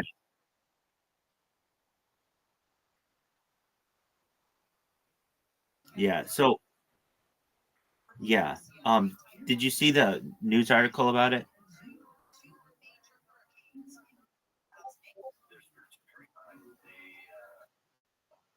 Okay. Um, well, I'll I'll talk about it some other time. But basically telling you, yeah. But I wouldn't have known. Like I remember when it happened. I don't think we were together at that point, and so it came as a shock to me. And it's still not something that I like. But I don't know. Talking about it helps sometimes, but um, it's one of those things where it's like I've got a list of people who I have to bring back from the dead. Basically, if life extension technology and revivification technology is a thing, and I guess it's going to be that motherfucker. Anyway, I'll let you do your thing. I am. Oh, I wanted to tell you, there's a guy, Darren. Shout out to Darren. Darren will come in here. Do you know Darren? He's from, like, he's like from. He's a he's fine. Okay, he helped me though. What did he do? I was in iShow Speed like 2 weeks ago or like a week ago, and he saw me, but I wasn't sharing my camera because it's really, really, really hard to share your camera in iShow Speed server. You have to get a level 10, or it's not hard, you just have to give some money or get a level 10, but it's not like anybody can do it. So I hopped in that server and he found out about me. He's just started clicking around. He came in here and no, no, no, no. Darren saw me and I've showed he comes in here and he asked me, I've asked him, hey, how did you find out about me? And he's like, you were like streaming an ice show speed, his channel. And this is a channel that I was like, there wasn't a whole lot going on in there because I couldn't show my camera. And that's what differentiates me from being just an advertisement in your fucking Discord to being, actually a portal into someone's life. And he's like, so I tell him about what I do, and he's like, oh, you should try to become a level 10 in iShow Speed's Discord. And I'm like, oh, okay. He's like, all you have to do is chat in the general chat. And he shows me where to do it. And he's like, or, you can pay a little bit of money. But so all yesterday, for like 8 hours straight, I fucking chatted in this thing a lot. I mean, spam chat basically, and just to get enough fucking points to get level 10.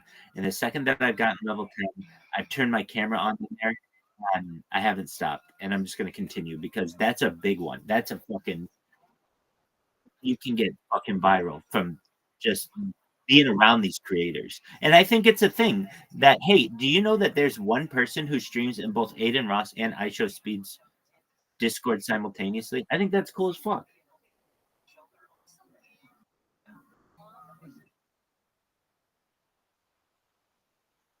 Excellent. I have to say, my favorite line of myself, if I may suck my own dick, is honestly the fact about that three-way and how your mind went straight to dudes, and I went.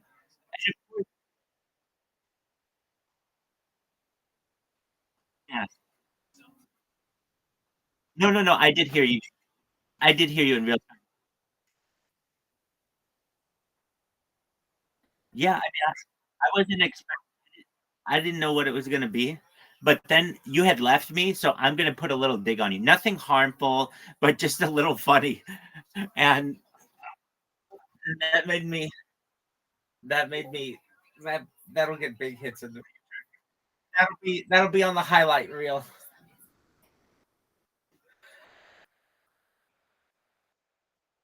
I'm gonna say it's not gonna make sense to people.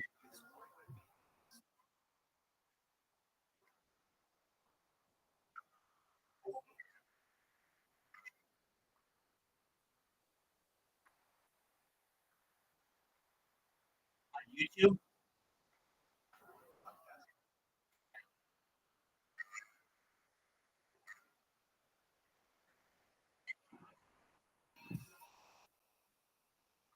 On the shores.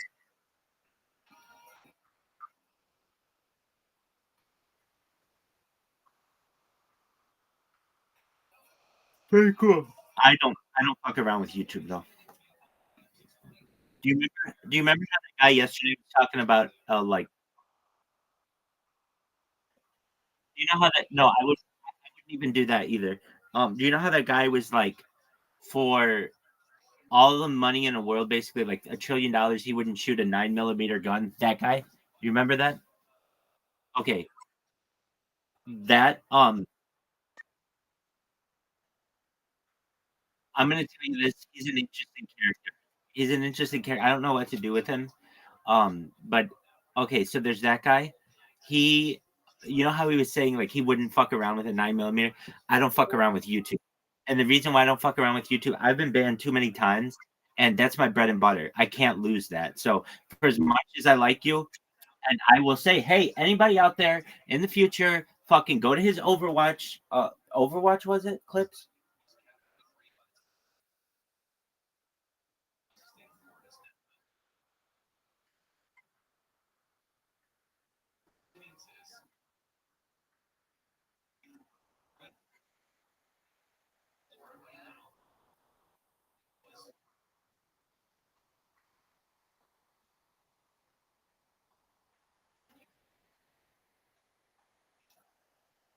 Yeah. What do you mean?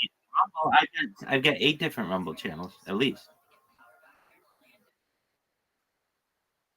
No, every single camera that you're seeing comes out of a Rumble restream. So, if you want to know the other ones, here's another one: best person ever.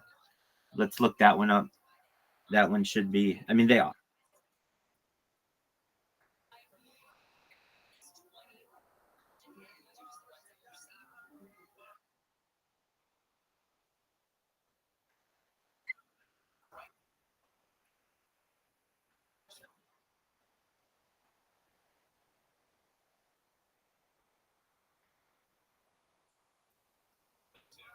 Well, at least you got some content.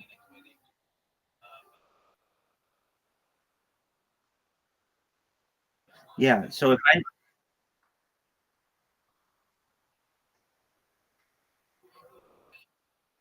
if I look up best person ever, does anything show up?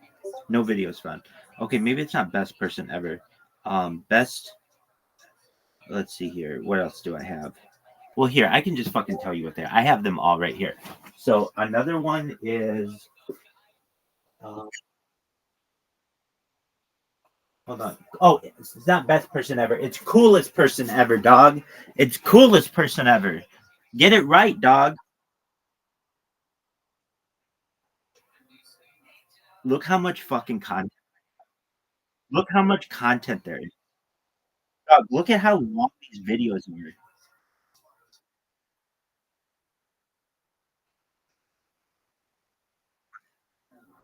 Look how many views I get. Like 118 views, 110 views, 85 views. That's way more than I get on YouTube. 11.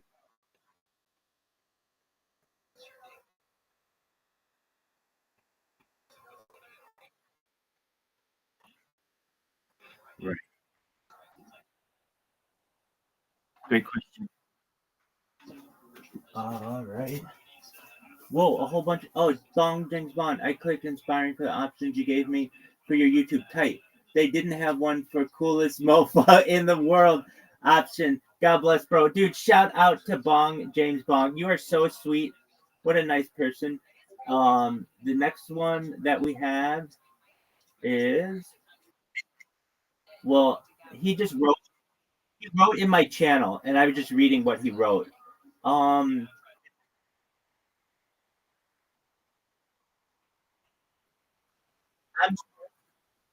I'm here. The next one you want to see is Best Rabbi Ever.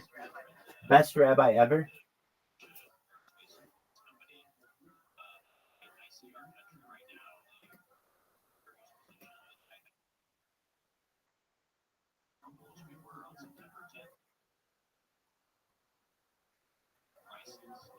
My Rumble account 000.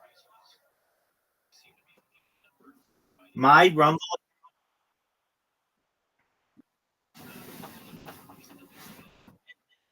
And then another one is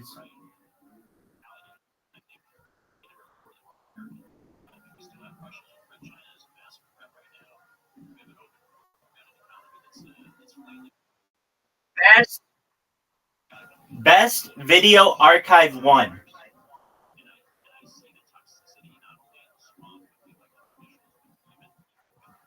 Best Video Archive 1. So it's like, what, Rabbi, why the fuck don't you just put these under Rabbi Rothschild? Oh, I did. But Rumble put some kind of thing. I did that. I had 5 Rabbi Rothschild accounts, and they were great. But Rumble didn't like one person streaming on their platform with 5 different accounts simultaneously. It's just unnecessary. So any of those accounts, whenever I try to go live with them, it says server error. So it's like they did something on their end to stop it. Now, I even emailed Rumble in June and I said, hey, I tried to log in and they never got back to me. So it was like, okay, well, fuck you. I'm just going to come out with a bunch of different accounts, none of which can be tied to me that well. They can be, but you really have to search for them. And then if I get, like, let's say just somebody comes out with a lightsaber of death and tries to cancel me on everything. Well, I've even got videos out there that aren't tied to accounts that I have, all out throughout the netherworld of the internet. So basically, like, I'm a bomb that's gone off, baby, and you can't put the dragon back in the box.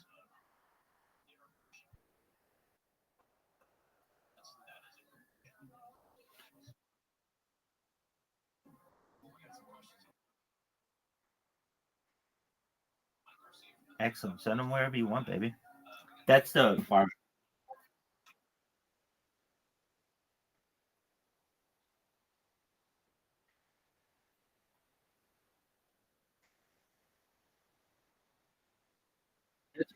Oh, dude.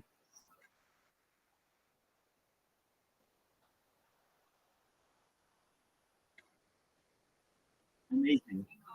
Oh, you're amazing. He's got a dude. James Bong. If you hear me, come to the Discord when you can. I want to make sure everything's going well with your mouth and everything. I know you had the surgeries, and just we want to update. I hope you're doing well. Blessings, my man. Take care. You're a wonderful individual. Take care, big dog. Just one moment to Caspian Sea. Yeah, send them the best rabbi ever. That works.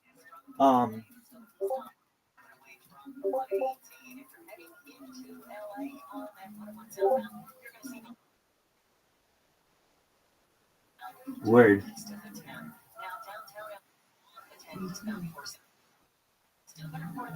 brush over on the right shoulder and your westbound side, you're going to be hitting the brakes from the 5 over to the 110.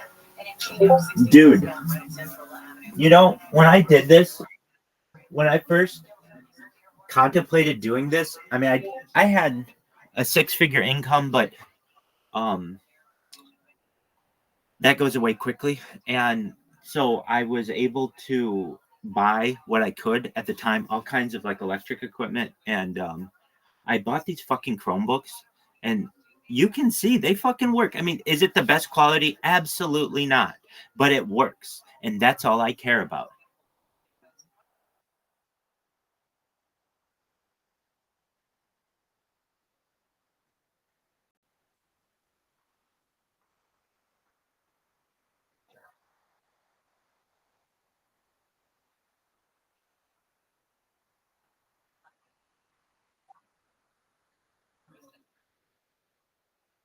No, of course not.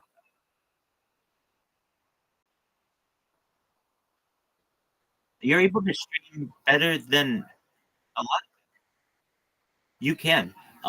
Especially with they made like a better version of the Chromebooks. I bought 2 of them. I've got like 3 standard versions and 2 upgraded versions, and the upgraded versions are Samsungs, and they're basically like, I mean, I know mini computers, but basically they have like a little bit of a hard drive on them, and they're perfect for students or something like that. I mean, I'm not saying this is what you want to buy your family, this is what you want to game on, but when I was put in a place where I was like, okay, I have $1,000 to buy equipment, I could either buy 1 nice computer or 5 Chromebooks. What do I want to do? And I bought 5 Chromebooks, or maybe 6 Chromebooks at the time, and then I put them all around me.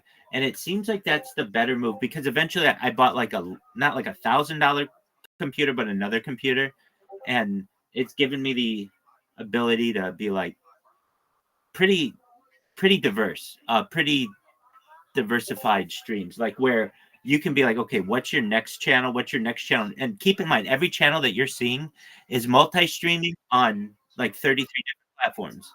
So that's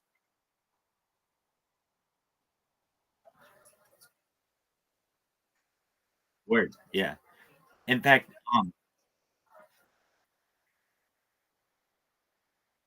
so I heard some like controversial stuff about D-Live. Let me say this. I don't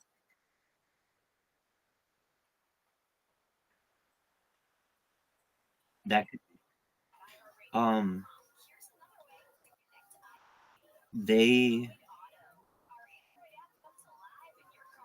let's see here. Oops. I don't use it much. That's what I'm saying. I do use Trovo and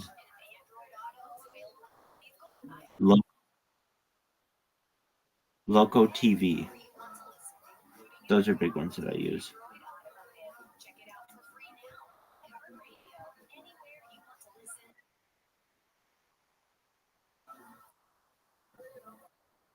Oh, it wouldn't let me. It wouldn't let me do it either. It would not let me do it either.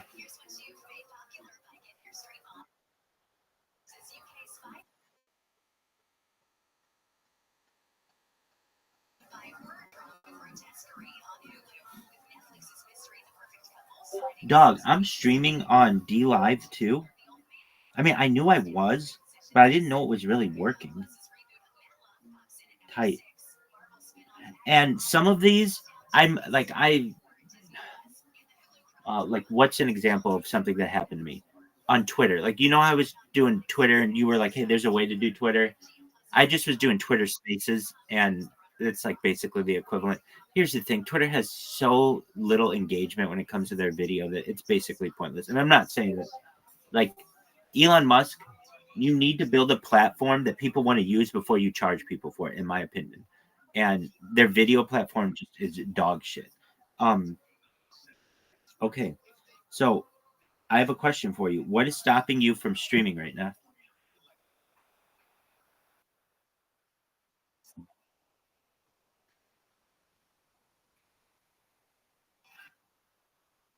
All right. Rumble, dog. Rumble. Rumble's the place, man. Did you see how nicely you were able to go all my shit?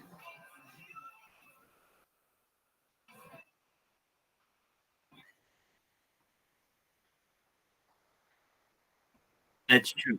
Hey, a little secret, if you do need to rewind, a little secret is you press the clip button and you can go back like a minute and a half. You know what I'm saying? So you press the clip button, and then you can go back in for 90 seconds or something and clip something a minute long. Shout out to this clip Kick user. I figured that out myself, but there's someone who does Kick News. It's Kick News with Hannah Rutledge or something like that. And I recently saw an interview she did with Eddie Craven, the Steak Eddie, and she made that.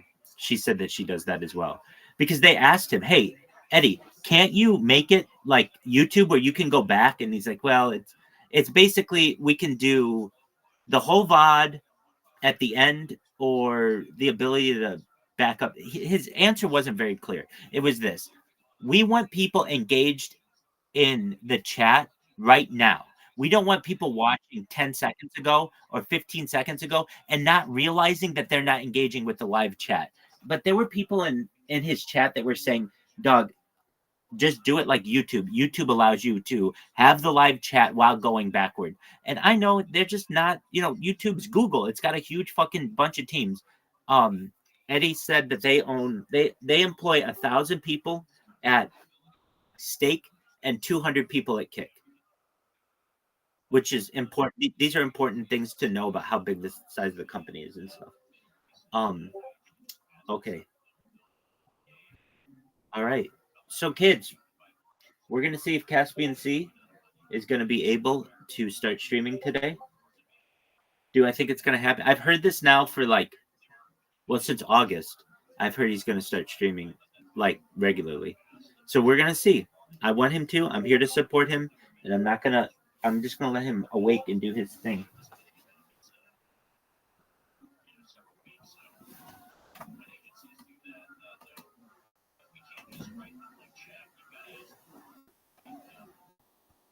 Shores of the Arabian Sea and down into South India.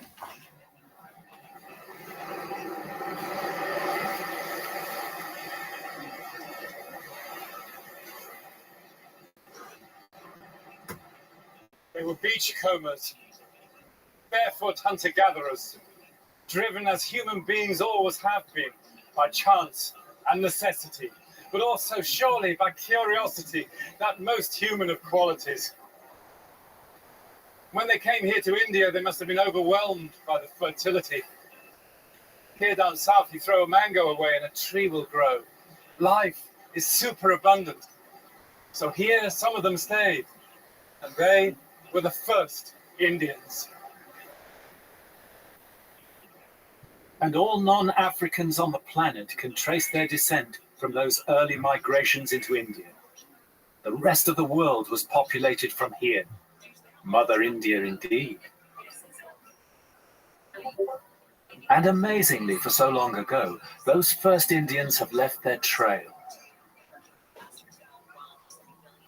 If you go inland from the beaches of Kerala into the maze of backwaters deep in the rainforests, you'll still find their traces, clues to what lies beneath all the later layers of Indian history, clues that till recently were completely unsuspected. For here, you can even hear their voices, sounds from the beginning of human time.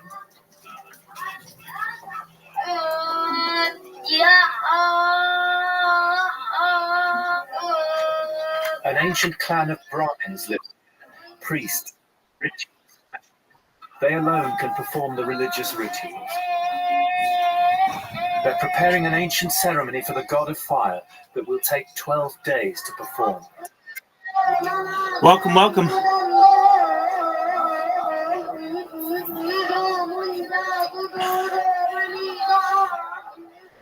For centuries, these incantations or mantras have been passed down from father to son only among Brahmins, exact in every sound.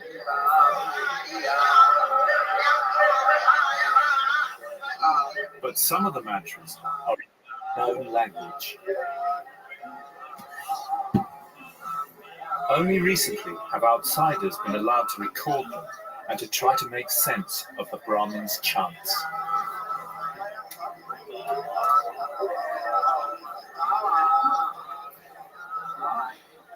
To their amazement, they discovered whole tracts of the ritual were sounds that followed rules and patterns, but had no meaning. There was no parallel for these patterns within any human activity, not even music. The nearest analog came from the animal kingdom. It was bird song. These sounds are perhaps tens of thousands of years old, passed down from before human speech. There are certain patterns of sounds preceding and succeeding texts. That is what is called oral tradition. You can't write those patterns in book. It's unprintable. So only orally it can be transmitted through generations. And this oral tradition is still alive in Kerala.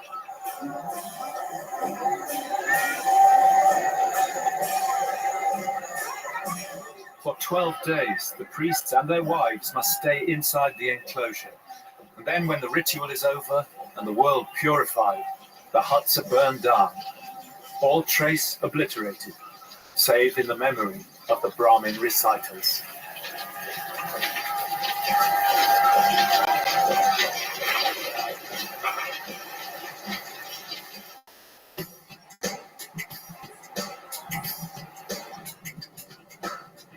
So there's a crucial clue to the story of India, how the experience of the ancestors is faithfully handed down from generation to generation. But it's not just sounds and rituals that have been passed on. Over the hills in Tamil Nadu, geneticists from the University of Madras tribal villages. First, we isolate the DNA from the solution and we look for specific markers in the solution, ancient markers, which can give you the clue about the migrational history of people. It's a direct evidence that we are out of Africa, and it's all a brotherlyhood. We are all the same. Here among the Kala people, Professor Ramasamy Pichapan recently tested a man called Viruman. What up, pimp? Hi, how are you? Was the marker What's of good? the first human What's good? Thank you so much. Are you a member of Harry Potter Obama Sonic 10 Inu?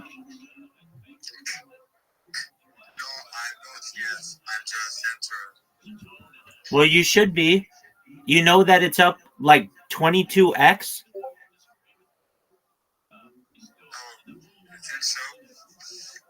It's huge. Hey, I'm going to send you an invitation to my Discord. Just one moment. We've got some people from the community in there now.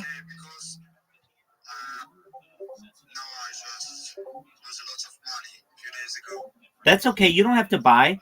You can just be our friend. We're just chill. We're hanging out. So I'm going to send you a link to my Discord right now. And I'm live there right now. And I'm live there 24/7. You can come say hi. And we're always live. Do you know Russian? You know a bit of... What language do you speak? Russian and English. Oh, excellent. What's your best language? Yeah. Excellent. Just one moment. Your English is great, but I'm trying to judge if this is accurate or not. One moment.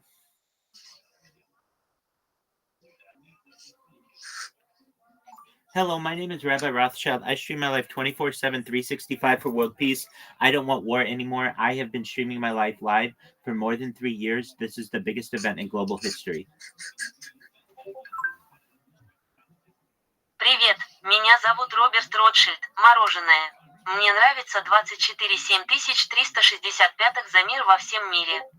Я больше не хочу войны. Я транслирую свою ложь о жизни уже более 3 лет. Это крупнейшее событие в мировой истории. Is that pretty accurate?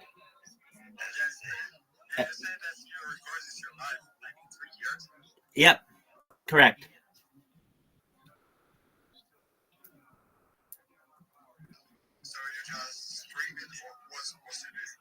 Yeah, I stream my life. I've been live in this Telegram for more than a year, and I do interviews with people. I do IRL. I do reaction content. We watch movies. We watch football or sports.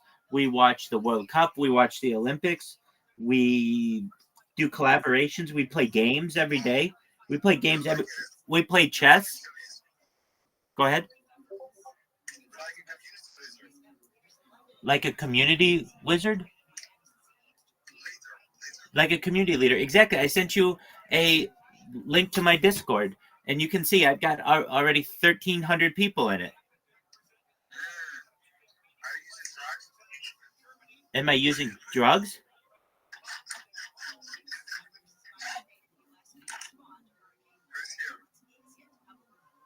Welcome, welcome. I'll send you a link to my Discord. Oh, only people who are your friend can send it to you. So I would tell you, I send it to Reberry. Reberry, send it to the other guys, and you can come into the Discord and hang out. Feel free to buy Harry Potter Obama Sonic 10 Inu. It's going to the moon. It's worth like 22 cents right now. Last week it was worth like 7 cents. So take a look at the chart. It's amazing.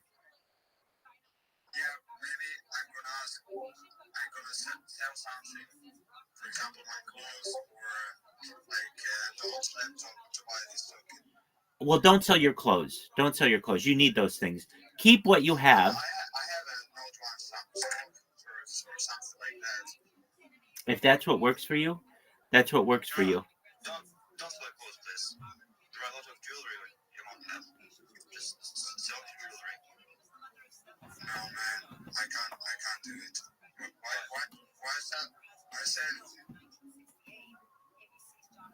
Because that's a good way to earn more money. So you can buy back the jewelry and have the spare money. Like the profit. My mother, how do you know that she has a jewelry? I'm sure. No, man, I can't feel it. I need to ask before taking it. And migration.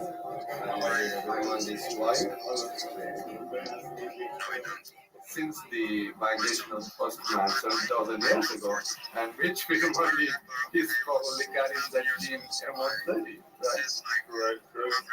So Virumandi, how does it feel to be the first Indian? Yeah. I'm very happy for this, that you have this gene. Virumandi's tribe practiced South India's and the world's oldest form of marriage with first cousins. That way, they've handed down some of mankind's earliest genes. Some 50 to 60,000 years ago, this M130 gene pool came over here. And luckily, somebody stayed in this village and expanded, and we could identify. To our surprise, that the whole village is M130. Everybody around us here. Everybody around us here carries M130. So you call it as a chondrocyte, whatever be that. You've got the early migrations in at least two waves. Language is only developing later. Yes, the scholars feel that it is only just 10,000 years old, the spoken language. Maybe only 10 to 15,000 maximum. Language is not the same as ethnicity. We need to make that clear, don't we? Yes, it is absolutely essential. Yes, it is not. The language can easily be adopted. The same is true with the religion too. It's a kind of belief system. You believe in your system, in your education, or in your capacity, or in your family, or whatever way you feel like. You have every liberty to feel proud of what you are. This is because of this reason I believe that India has become such a cosmos of humanity with a diversity, but still with a unity. Is that what makes you an Indian now? No, probably yes, a human being, all the more I would say, rather than Indian. And despite all the later migrations and invasions, India's gene pool has remained largely constant. It's one of the unchanging roots of India. Languages and religions came only later, and they are always subject to change. But here in the south, they've passed down humanity's oldest religion too. In the great temple of Madurai, they still worship the female principle, the mother goddess, as Indian people have done for tens of thousands of years.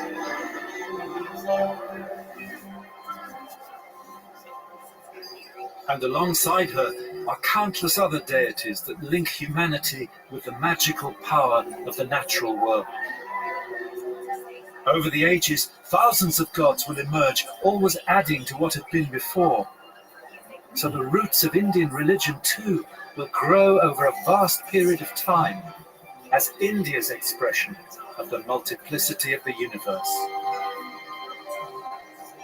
Why have only one God when you can have millions?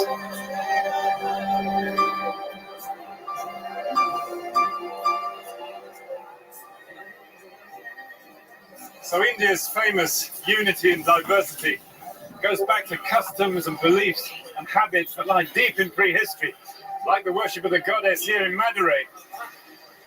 And when you look at all the tides of Indian history that follow, you can see that identity is never static, always in the making and never made.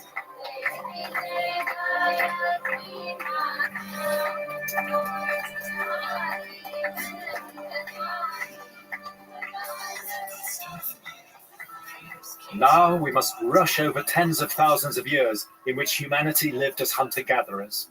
And then in the Stone Age, in a great arc from the Mediterranean to India, changes in technology led to the invention of agriculture.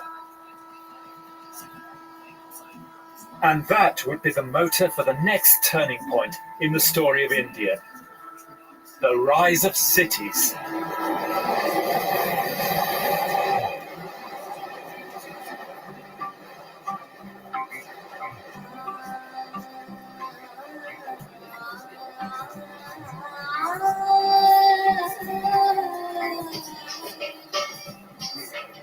In the year 2007, for the first time in history, most of us will live in cities rather than in the countryside. Here in the Indian subcontinent, that process of civilization began in 7000 BC, even earlier than ancient Egypt, with the growth of large villages in the Indus Valley.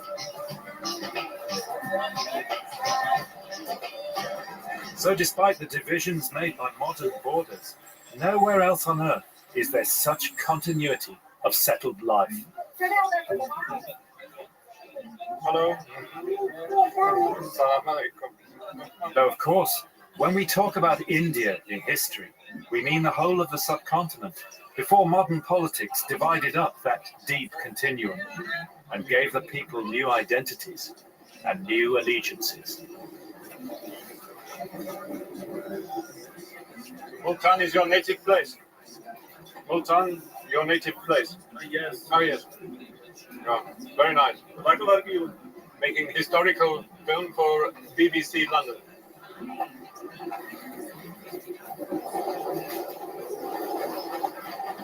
These days, civilization is a very problematical word with many shades of meaning. But to historians and archaeologists, it means living in cities, large-scale, highly organized societies, monumental architecture, law and writing. And to find the origins of Indian civilization, we need to come first of all to Pakistan, once part of India, but split to become a separate country in 1947. Because it was here in the valley of the Indus River, comparatively recently, a series of amazing discoveries revealed a hitherto completely unknown ancient civilization.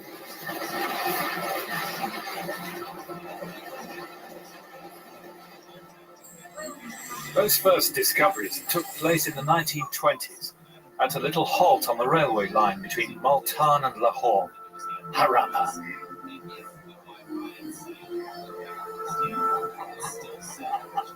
At that time, the Indian subcontinent was under British rule. And then the idea that the people of what is now Pakistan and India might be heirs to an ancient civilization far older than the Bible, Greece, and Rome would have seemed incredible. The Europeans saw India as a primitive, backward place. They believed civilization was the product of the classical world, for whom they were the modern standard bearers. And nobody even suspected that India had a prehistory. But all that changed in 1921 when British and Indian archaeologists arrived at this little place in the Punjab. Salam, how are you? Fantastic. Thank you for having us. That's wonderful. The archaeologists camped in tents here, and they were plagued by mosquitoes too.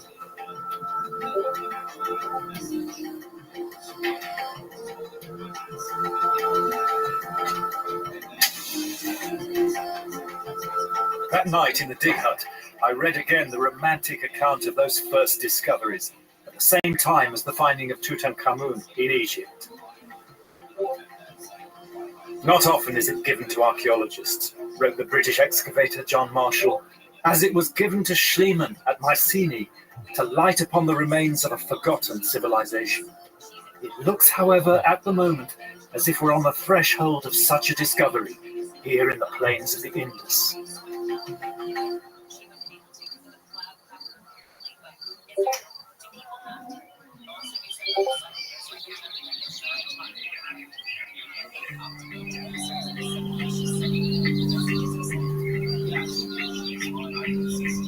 Like the other great ancient civilizations in Iraq, Egypt, and China, India's first cities had grown up on a river. The ruins of Harappa stood on the dried-up bed of a tributary of the river Indus. Its huge citadel walls had been quarried away by Victorian railway contractors, but there was still evidence of industry and trade, of writing and high-level organization, and a huge population.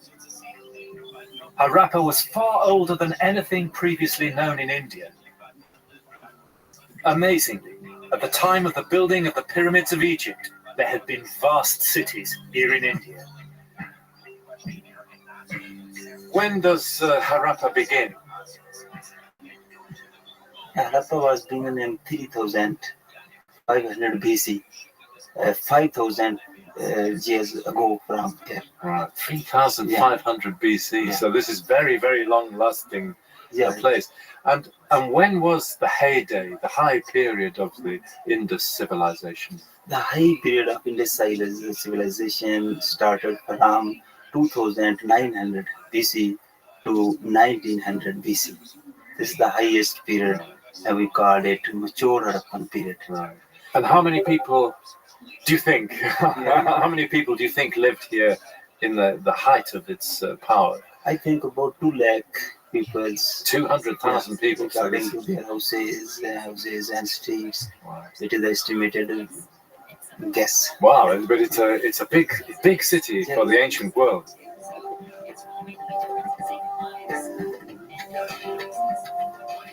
The next year, 1922, British and Indian archaeologists targeted an untouched site to the south, Mohenjo-Daro. By ancient standards, it was an urban giant, a Bronze Age Manhattan. Just like the modern Indians and Pakistanis, the Indus people were traders. From here, their boats sailed to the Persian Gulf and Iraq, carrying cargoes of ivory, teak, and lapis lazuli.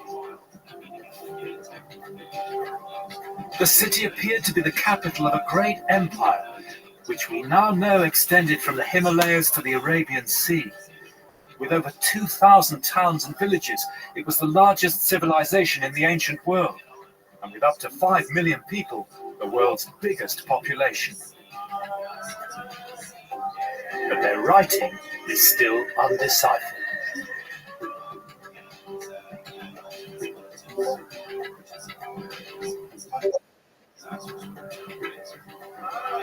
Then, after several centuries of stability, the cities declined, trade collapsed, and urban life itself ended, People went back to the land.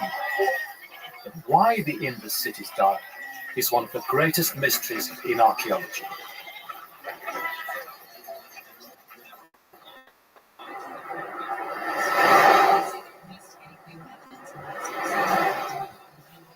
Back in London, I went to see Dr. Sanjeev Gupta, who offered me a much bigger picture as to why civilizations rise and fall. About 180 million years ago, India was actually an island floating in this vast ocean that we call Tethys. It was moving northwards for about 130 million years. Eventually, at about 50 million years ago, it actually rammed into Asia, collided with Asia to produce the world's largest mountain belt, the Himalayas. So there's a different perspective to the historian's view. Civilizations come and go. Environment and climate are what shape our human story in the long term, as we're now discovering to our cost. The Himalayas draw the warm air from the south, which is precipitated in rain, the monsoons. And the monsoons made the first Indian civilization. When they failed, it did too. The key was the shifting and drying up of rivers, and one great river system in particular. What we've been doing is to look at satellite imagery to try and see if you can trace paleo river channels essentially on the floodplains. So this is the area just along the border between India and Pakistan? That's right. And we're going to basically zoom in on an area over here and look at some satellite imagery in some detail. So in the satellite imagery, what you can see are these light areas, which are desert areas, sand dunes, etc. But snaking through the desert, you can see the trace, this dark channel-like feature, which people believe is the trace of an ancient river. And if we now put the sights on for the main phase of the Harappan civilization, you can see beautifully how those sites are actually strung along the trace of this ancient channel bed. There, isn't it? Absolutely matches the curve of the channel bed. And you can trace it actually from India into Pakistan, into the area that's called Cholistan, where you have numerous sites. So this is from the height of the Indus civilization? Yeah, probably between 5,000 to 4,000 years ago. When Mohenjo-Daro and Harappa are at their height. So what happens to these sites at the end of the Harappan civilization? So, actually, if we look at the later Harappan stages, what you see is that there's a major shift eastward into the eastern part of the central and eastern part of the Ganges plain, away from the major Gaga Hakra settlements over here. Wow. In the last 10,000 years, we've actually seen a progressive decline in the strength of the Indian summer monsoon.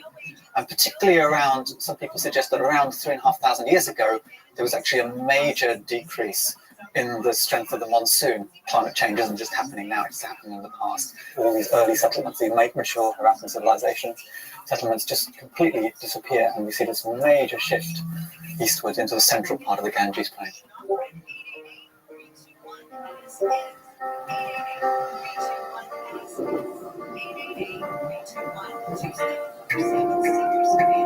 And ever since, from sacred songs to Bollywood movies, Indian people have loved the monsoon. The coming of the monsoon has an almost erotic charge.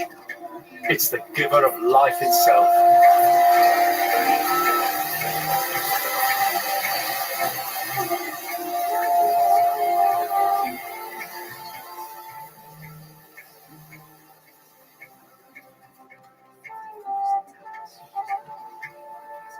So climate change shifted the center of gravity of Indian history.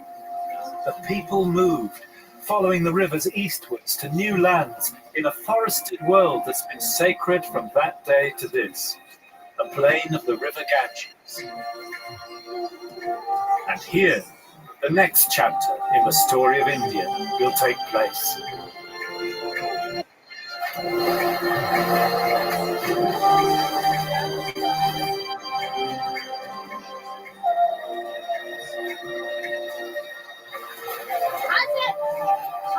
Hi, how are you? How is the water? The water is good?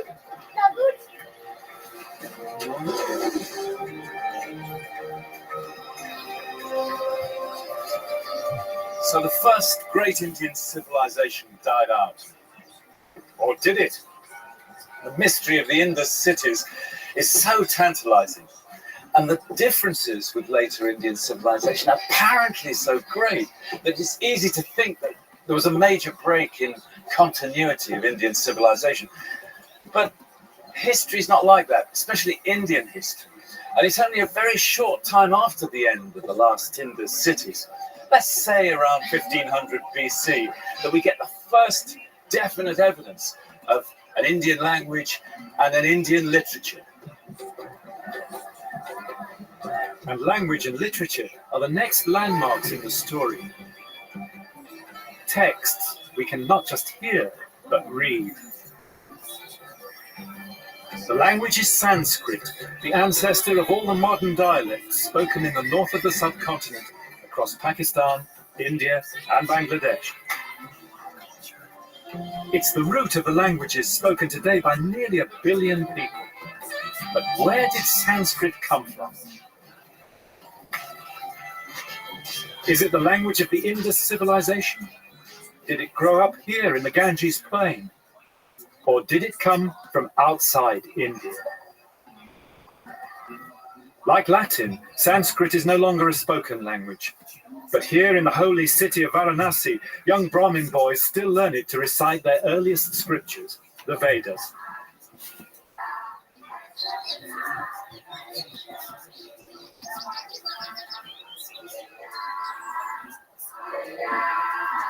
For traditional Hindus, these are the most ancient scriptures in the world, older by far than the Bible.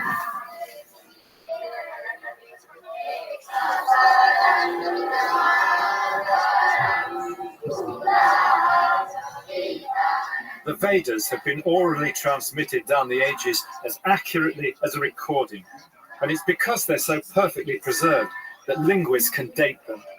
The oldest is a collection of 1,000 hymns called the Rig Veda, which start around 1500 BC, a time when Stonehenge was still in use. It's quite a thought, isn't it? In this room, you've got a living link with India's deep past. What you're listening to are the sounds and the words of the Bronze Age. As with the mantras in Kerala, the archaic verses of the Rig Veda have been passed down word for word only within families of Brahmin priests. Is it easy to understand today? Or is the Sanskrit, ancient Sanskrit, very difficult to understand? Yes, very difficult to sensitive.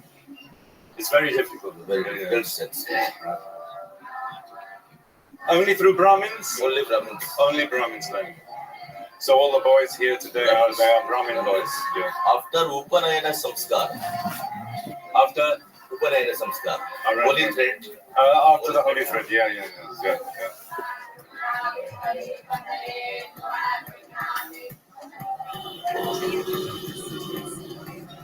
Out of the poems of the Rig Veda, a story emerges. Over several centuries, it's the tale of tribes moving across North India, led by the god of fire, burning forests, looking for new lands.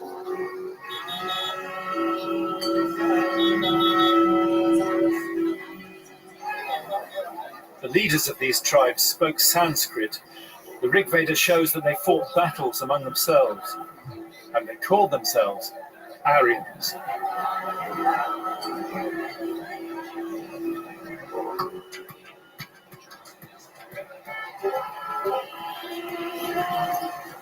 The significance of that story only began to be understood in the 18th century, when the British came here to Calcutta.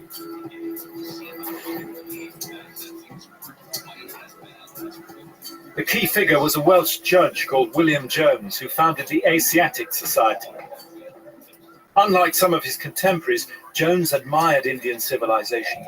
He persuaded a Brahmin scholar to teach him Sanskrit, and what he found would rewrite the history of the world's languages, including our own.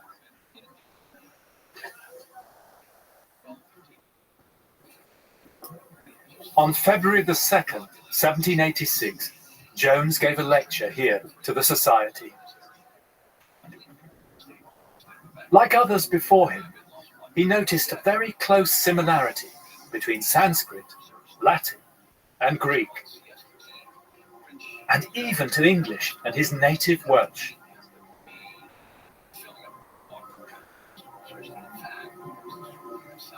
Take the word for father, pater in Greek and pater in Latin, is pitta in Sanskrit. The word for mother, mater in Latin, miter in Greek, in Sanskrit is mata. And most amazing, the key word for horse in Sanskrit, aspa, is exactly the same thousands of miles away in Lithuania. No philologer could examine all three, said Jones, without believing them to have sprung from some common source. We now know that Jones was right, and though this is now hugely controversial in the subcontinent, most linguists agree the common source lay outside India. Oh, thank you very much. Well, this is very exciting. So where had Sanskrit come from? In the Rig Veda lies the key to the next phase of the story. So, Professor Biswas, this is, I'm looking in the modern catalogue, 6608, and we're looking for bundle 14. Bundle 14? Yeah. This one. Correct.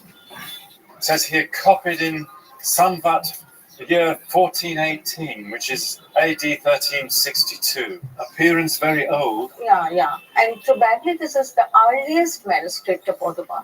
The earliest manuscript of the Rig Veda. This is fantastic. When this text was written down, it had already been passed down orally for more than 2,500 years. The first verse of the Rig Veda. Agni nile puruhitam jajyasya devam vittijam hotaram rakladhatamam. In the Rig Veda, there are many clues to the origin of the Sanskrit-speaking peoples. First, the Rig Vedic gods are not originally Indian. The most important god was Indra. Indra was the god of thunder. He was the god of rain. The god of thunder and the god of rain. He brought down the water from sky. Brought down the water from the sky. Yeah. Then there's the chariots and horses. Horses are not known in the Indus civilization, and yet they're a key part of the society of the Rig Veda. The chariots were drawn by the horses. They used to ride the horses, and it was very familiar animal to them. And I think that they tamed the horse at a very early period. And another clue is the evidence of a migration eastwards. So a movement eastwards can be determined. And some of the rivers are identified with rivers almost towards the Afghan border. The Swat, Suvastu, and the Kabul River. This is the first movement of Aryans. Is this the name they call themselves? What does it mean? It actually means the civilized, the sabhya, the socialized, civilized person. Yes, refined, refined person. Yeah. And so they use the word Arya. That's what they call themselves. Yeah. So this is a key moment in the story. Around 1500 BC, after the death of the Indus cities, Aryan tribes began to enter India with new gods and a new language. The earliest hymns in the Rig Veda mention places in the northwest where the Aryans are first found inside the subcontinent. They settled in the valley of the Indus, the river that gave India its name. They fought battles on the Kabul River, which flows down from Afghanistan. And they herded their cattle on the river Swat, today in Pakistan's northwest frontier. The heart of the early Aryan territory was the region of Peshawar in Pakistan. And here I hope to solve another clue. The Rig Veda talks about a sacred drink central to the Aryans' rituals, a speciality of the tribes around here. It was called soma. The Rig Veda says it was taken from a mountain plant. It didn't have leaves or berries. It was a brown twig-like plant which you crushed to create a kind of distillation. Now, in the mountains of Afghanistan, there's still a drink called som today. And if we're likely to find it anywhere, it'll be here in the bazaar at Peshawar.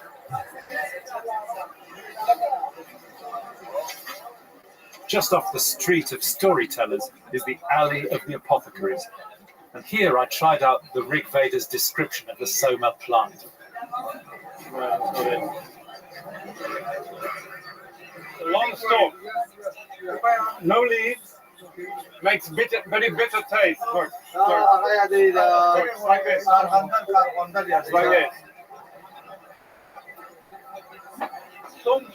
So, you have?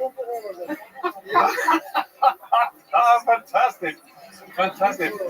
He has the natural plant here. It can be 1 foot, 2 foot, 3 feet long. Scented like Mahu.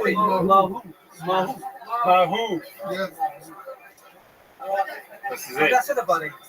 This is it. Smells slightly like pine.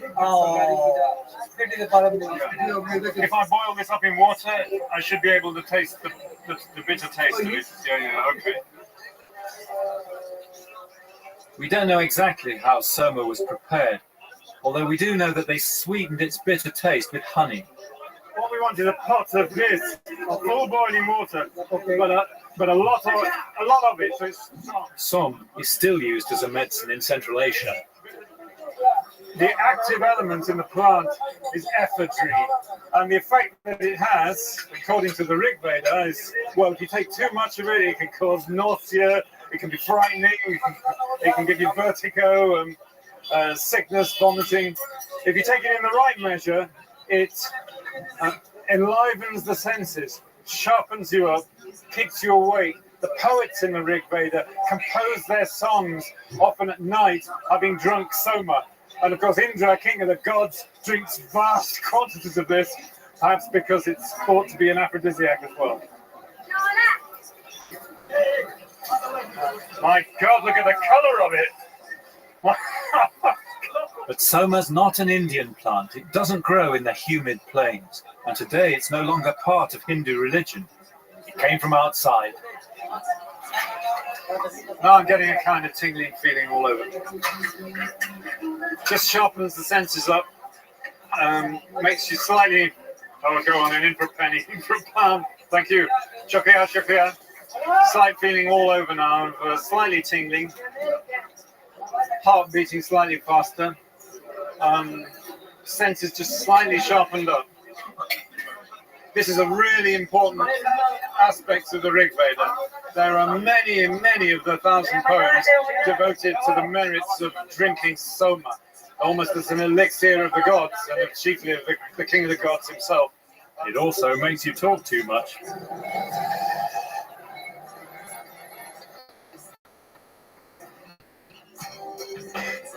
So the northwest frontier and the rivers of the Punjab were the first home of the Aryans inside India.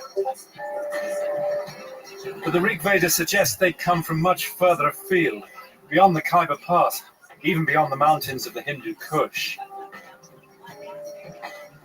The clues now point us northwards into Central Asia.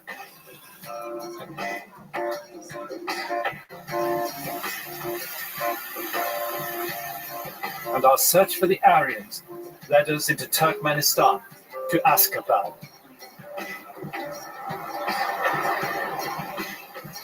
A closed world in the last days of its strange and secretive ruler, Turkmenbashi. And here we gathered supplies for our journey onwards to the site of a sensational new archaeological discovery. We'd arranged a rendezvous out in the Karakum, the Black Desert, on the migration route by which the ancestors of the Aryans must have come out of Central Asia in the Bronze Age.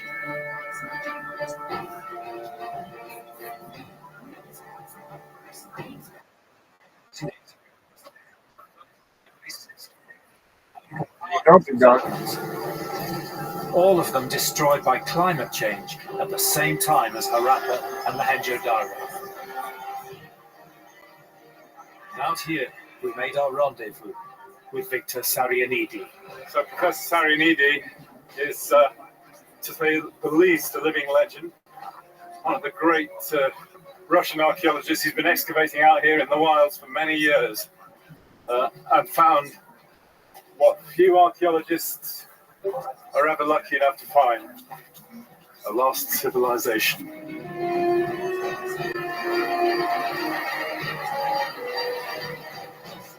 Sarianidi is excavating a vast fortified mud brick enclosure and a huge sacred precinct with tombs and fire altars.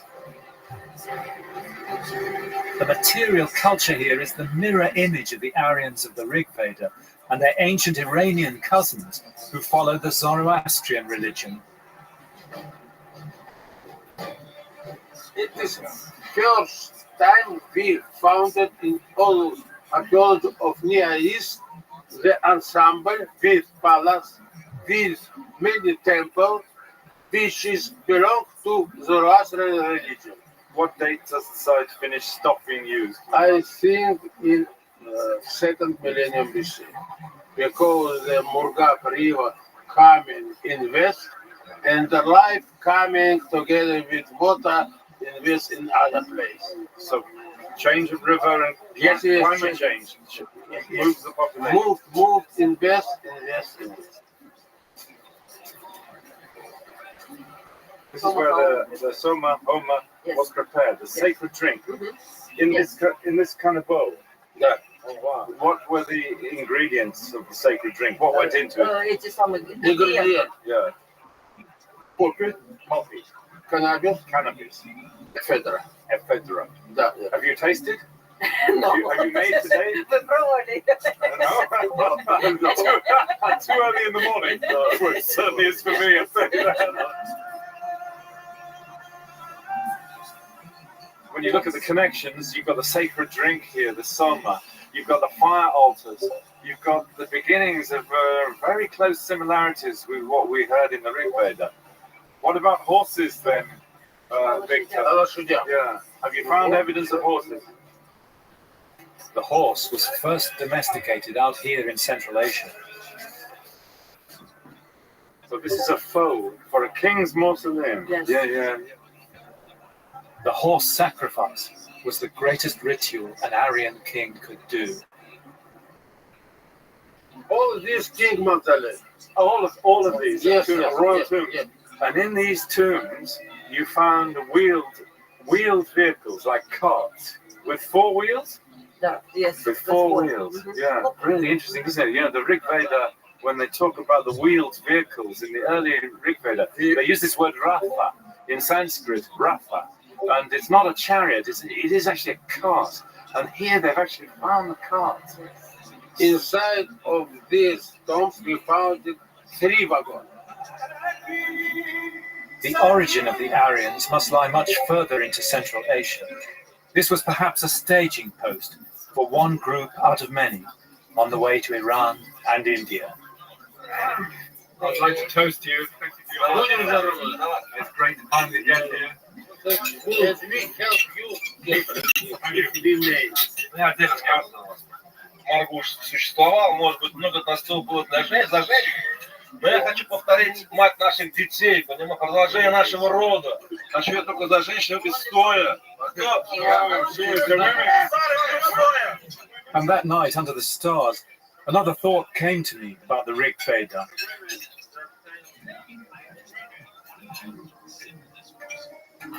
The communal drinking, the convivial feast. Was that how some of this ancient poetry was composed by the bards in front of the Aryan kings? Mighty Indra, let your regal knights bring you here to drink Soma, the juice which is swifter than thought.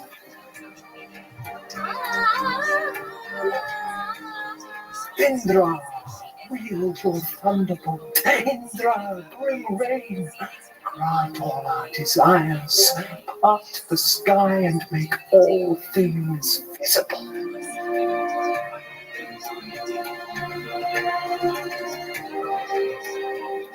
Part the sky and drink Soma that opens our mind to the vastness of your sky.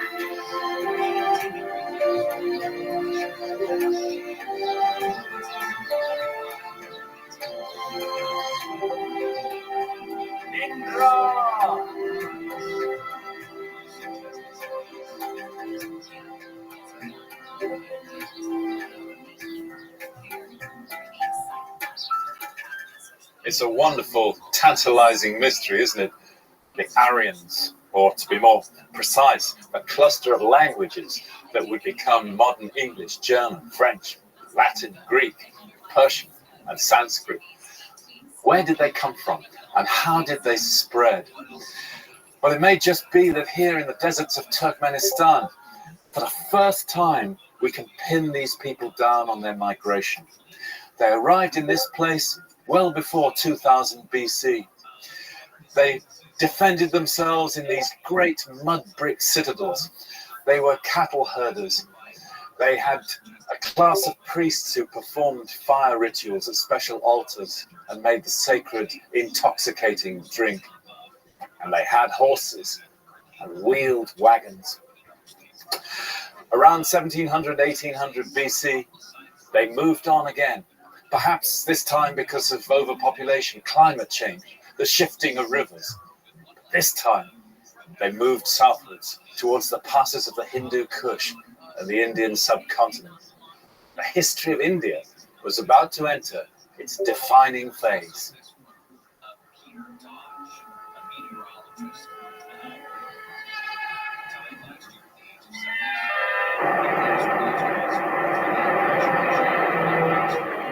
Now again, we need to jump the centuries.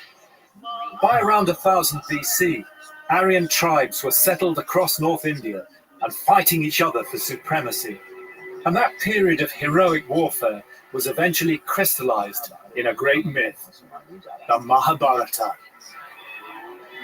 ये महाभारत केवल भरतवंश की कोई सीधी सादी युद्ध कथा नहीं है.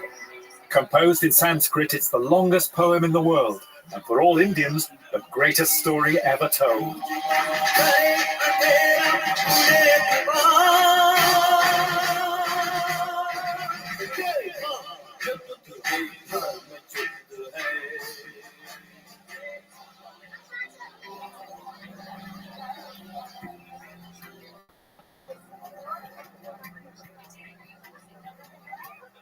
Like Homer's tale of Troy, the Mahabharata is a story of war and tragedy, a doomsday epic. It harks back to the time when the Aryan tribes had settled in India, an archetypal tale of family feud that ends in an apocalyptic battle here at Kurukshetra. It's dawn on the festival of the great god Shiva, and the pilgrims are gathering here by the enormous sacred pool at Kurukshetra to celebrate a battle which in Indian tradition took place in 3100 BC. For Indian people, the battle has always marked the divide between the time of myth and the beginning of real history. It's the last time when men and gods walked the earth together. The story of the rival families, the Kurus and the Pandavas, would permeate Indian culture in all Indian languages, a fundamental guide to how to live your life and do your duty. It's a battlefield for Kaurav and Pandav. At the time of Dwapar is the Christian time, Lord Krishna's time. All the warriors, they belong to his own family, all family relatives. He don't want to do war with his own. He doesn't want to fight against war. Yes. And what Krishna say to him? Then Krishna advises how the performance of duty, importance of performing duty for a king. Your duty. Performance of duty is must. It's really an epic that speaks to every age. It is an epic full of stories of human beings with feet of clay, with lust treachery and ambitions and fears, people who have committed acts of betrayal and sold each other down the river. It's a tremendous amount of it. Sort of to read the Mahabharata today is to recognize how thrilling it must have been to hear it the first time, somewhere between 400 BC and 400 AD, which is roughly the 800-year span during which it was composed. During that period, the tale was told and retold to a point where it became a sort of national library of India, where every tale that had to be told was incorporated into a retelling of the Mahabharata. All sorts of things got tossed into this. Literally every single thing that people wanted to talk about their times was interpolated into a retelling of the epic. So for 800 years, the Mahabharata became the story of India. And stories too become part of a nation's identity. For they help create a shared past that binds us all, irrespective of language or religion, making an allegiance to the idea of India itself. But was the war more than just myth? So these are all places that were famous in the legend. That these names have not changed. Till today, they bear the same name. The reason is that they have been under. In 1949, 2 years after independence, a young archaeologist, B.B. Lal, went to the citadel of the warring clans at Hastinapur to see if real history lay behind the myth. This is a view of the Hastinapur Mount, and we put a long trench right across the mount. We are looking at this mount from the west. On the eastern side, the river used Right by the side of the old river Ganges in ancient times.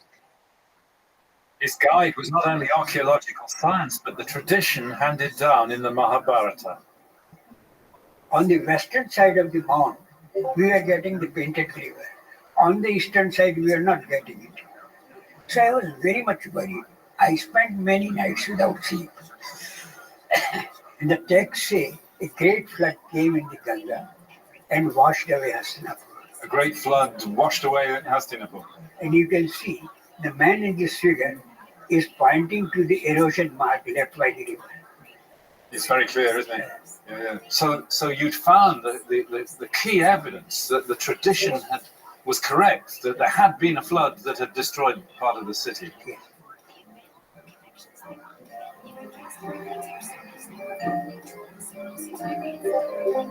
When you go to Hastinapur today, you'd almost think it could be then.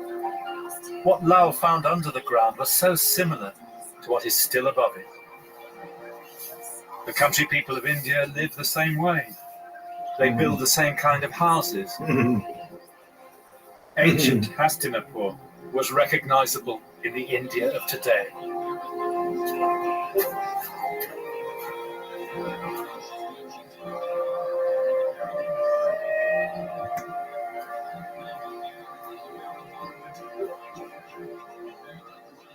This is the trench that Professor Lal dug through the mound nearly 60 years ago. It's crumbling now, but you can still make out the different layers of the city. It's a bit bigger than Troy, for the sake of comparison, about 700 yards across. A royal citadel of one of these early kings of the Ganges Valley, with mud brick defences, storerooms, rooms for the warriors who were there armed following. And somewhere here, presumably a palace, although Professor Lal never found that. Now, what connected this place with the war in the Mahabharata? Well, remember, three things.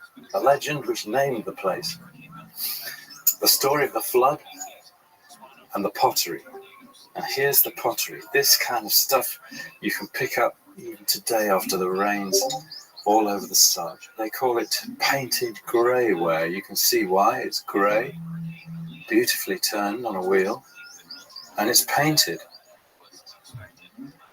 That was the evidence that led Professor Lal to believe that there was truth behind the legend, and that the Great War of the Mahabharata really took place. Remember, this was the first great excavation done after independence, and it was of crucial importance for the Indian people's view of their own history. The Mahabharata was their greatest and most loved epic, And here, this excavation seems to prove that long before all the colonial periods which had dominated India, there was a real history, and it was their own.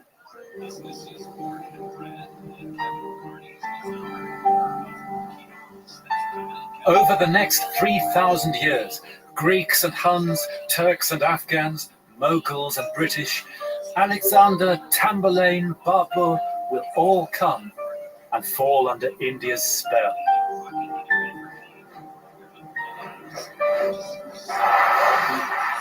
And India's greatest strength, as the oldest civilizations know, will be to adapt and change, to absorb the wounds of history and to use its gifts, but somehow magically always remain India.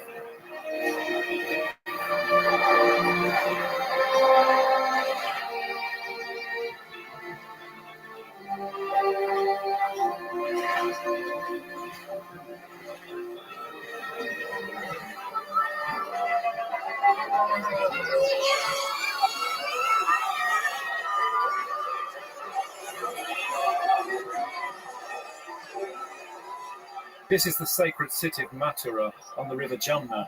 The cool season is over now, the rains are ending, and the heat is beginning to rise. The festival of Holi celebrates the coming of light, the triumph of good, the growth of life. And down there, there's bank managers and IT boffins rubbing shoulders with farmers and rickshaw men, all of them dancing for a god from prehistory.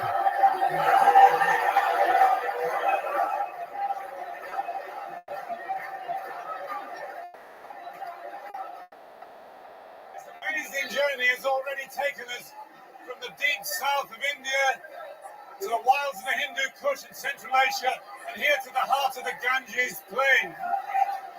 And already you can see the cultures and the languages and the religions of India have been built up over tens of thousands of years.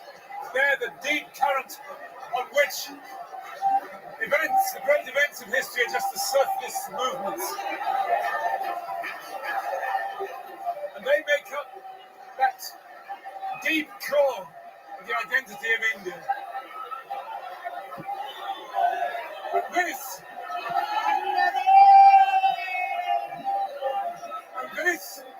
is just the beginning.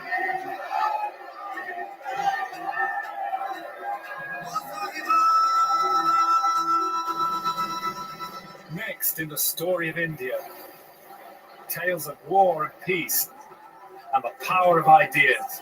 The greatest warriors, the greatest thinkers, the most dangerous idea in the world.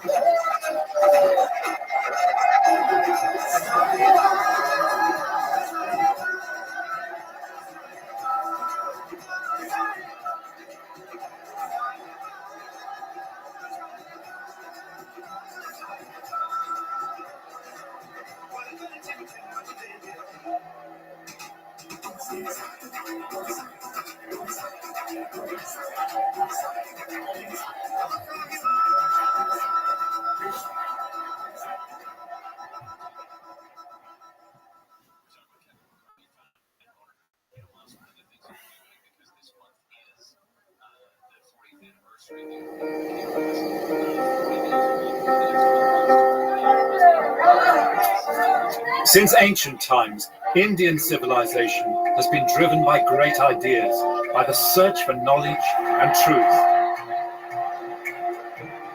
Here in South India, the people of the Jain religion pay homage to a teacher who was once a king, who renounced his kingdom to seek enlightenment.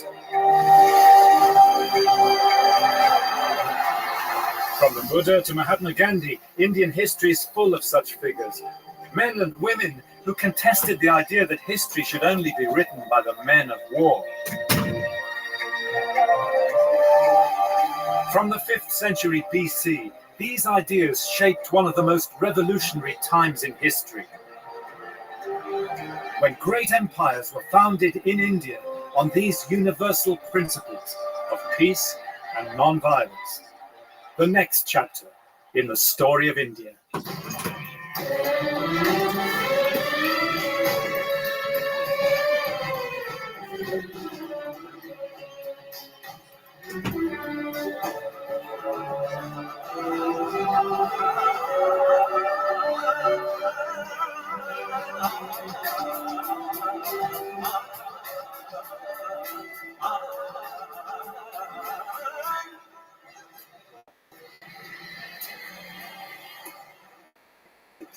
But our journey begins very much in the present.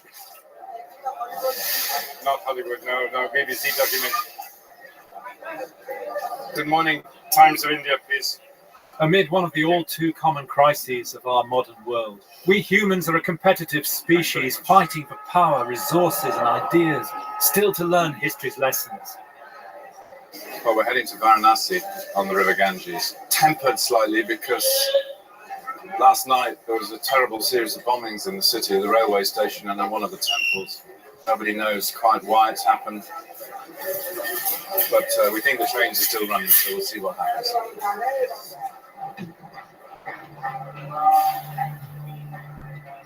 There are over 6 billion people in today's world, compared with 100 million in the 5th century BC.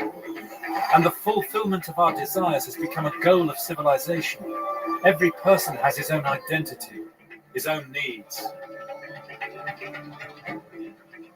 Mr. Wood, oh yes, well, the Indian Railway is wonderful. All the great ancient civilizations meditated on these big questions. How to live life, sharing the planet with other people. How to find happiness.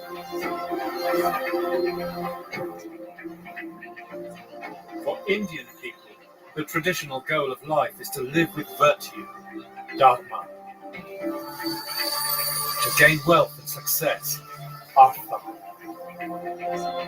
To find pleasure, kama. But in the end, to seek enlightenment, moksha.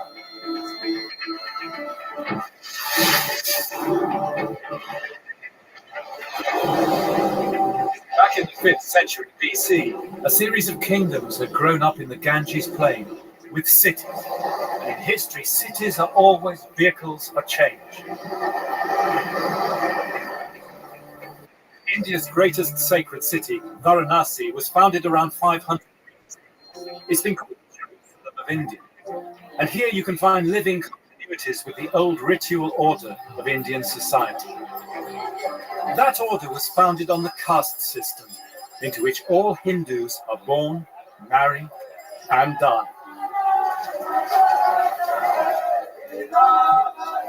The caste system divides people by birth from high to low. It fixes their jobs and their place in society.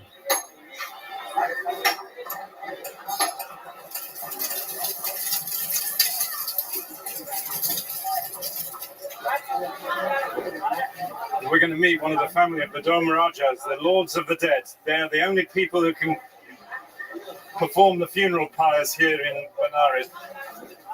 When family comes to have cremation of family member, the fire can only come from your family.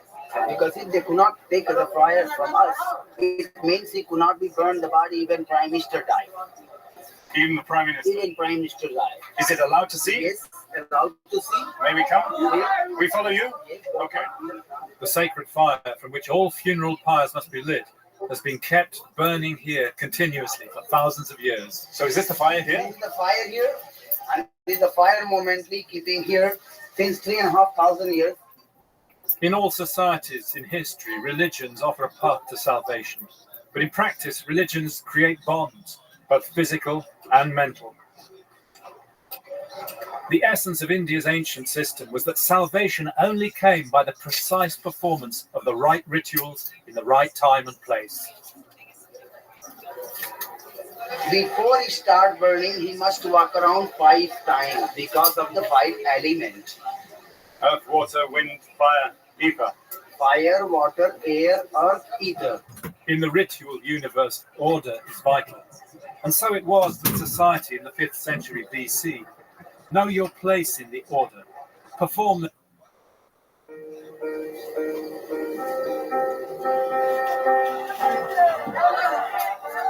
Since ancient times, Indian civilization has been driven by great ideas, by the search for knowledge and truth. Here in South India, the people of the Jain religion pay homage to a teacher who was once a king, who renounced his kingdom to seek enlightenment. From the Buddha to Mahatma Gandhi, Indian history is full of such figures. Men and women who contested the idea that history should only be written by the men of war. From the 5th century BC, these ideas shaped one of the most revolutionary times in history, when great empires were founded in India on these universal principles of peace and non-violence. The next chapter in the story of India.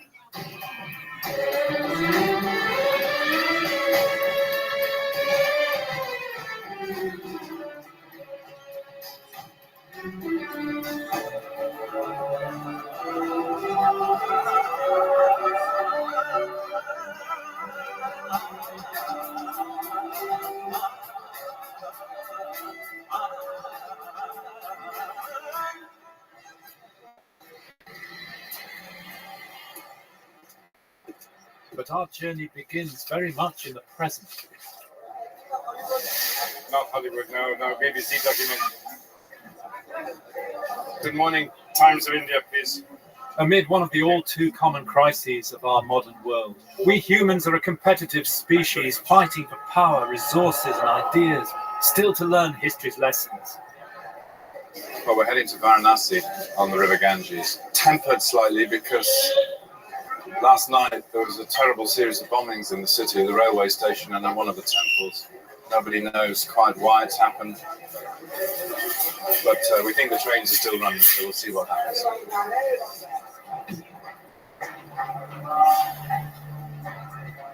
There are over 6 billion people in today's world, compared with 100 million in the 5th century BC. And the fulfillment of our desires has become a goal of civilization. Every person has his own identity, his own needs. Mr. Wood. Oh, yes, yeah. Well, the Indian Railway is wonderful. All the great ancient civilizations meditated on these big questions. How to live life, sharing the planet with other people. How to find happiness. For Indian people, the traditional goal of life is to live with virtue, dharma. To gain wealth and success, artha. To find pleasure, kama. But in the end, to seek enlightenment, moksha.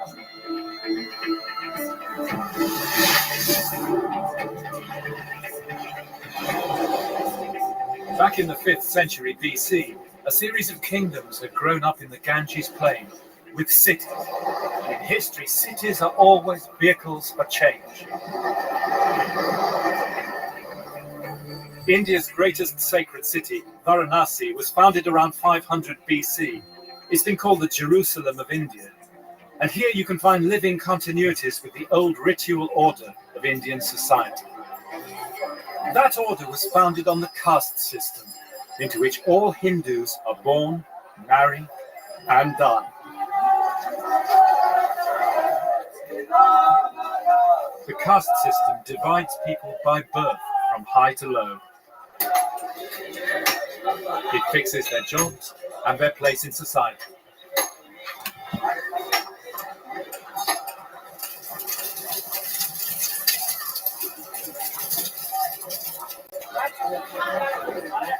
We're going to meet one of the family of the Dharmarajas, the Lords of the Dead. They're the only people who can perform the funeral pyres here in Benares. When family comes to have cremation of family member, the fire can only come from your family. Because if they could not take the fire from us, it means it could not be burned the body, even Prime Minister died. Even the Prime Minister? Even Prime Minister died. Is it allowed to see? Yes, allowed to see. May we come? We follow you? Yes. Okay. The sacred fire from which all funeral pyres must be lit has been kept burning here continuously for thousands of years. So is this the fire here? This is the fire here, and this is the fire momently keeping here since 3,500 years. In all societies in history, religions offer a path to salvation. But in practice, religions create bonds, both physical and mental. The essence of India's ancient system was that salvation only came by the precise performance of the right rituals in the right time and place. Before he start burning, he must walk around 5 times because of the 5 elements. Earth, water, wind, fire, ether. Fire, water, air, earth, ether. In the ritual universe, order is vital. And so it was with society in the 5th century BC. Know your place in the order. Perform the necessary rituals. Fulfill your duty, whatever caste you're born into. You and your family are very, very important people in India. in a way of thinking. In a way of thinking. Yeah. But in a way of naturality, if you say people think us, we are the very low caste. We cannot touch him. We cannot go with him. You are low caste. We are untouchable. If we are pariah, if the people, when we walk in the street, people don't like to touch us. That is the biggest thing. Really. So even though, because you do the rituals for the dead and you touch the dead, you are very low caste. But everybody needs you. Without us, they cannot do. From ancient times, that was the Indian way. And it's lasted thousands of years, a system of power from the Iron Age, now being renegotiated in modern democratic India. But it was challenged before. People first started to question the old order in the 5th century BC, and not just in India. In China, there was Confucius and Lao Tzu. Across in the Mediterranean, the Greek philosophers. In Israel, the Old Testament prophets. It was a revolutionary time for humanity, the birth of conscience, putting ethics at the center of the world.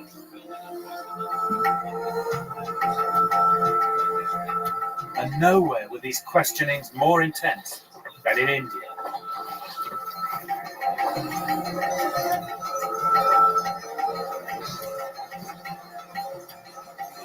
Speculation about the nature of the universe, the nature of the self, and the connection between the two is one of the oldest obsessions of Indian civilization. They were at it even in the Bronze Age. But in the cities of the Ganges plain here in India in the 5th century BC, a host of thinkers arose. Rationalists, skeptics, atheists.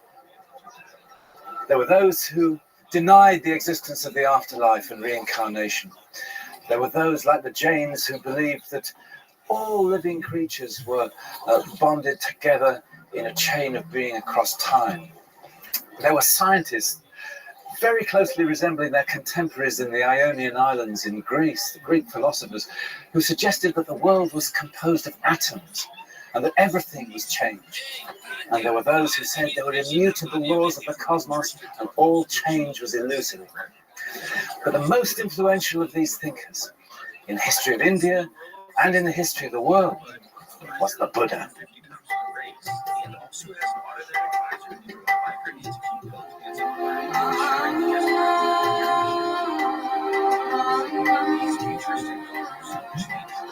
The Buddha's story is the stuff of fairy tales.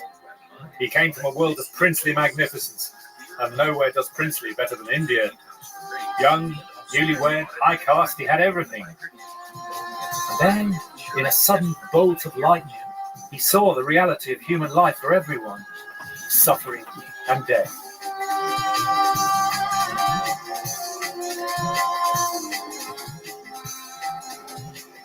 So there and then, young Gautam left behind his wife and family and set out on the road, seeking truth. 6 years he wandered, a long-haired dropout, until he finally came here to Bodh Gaya.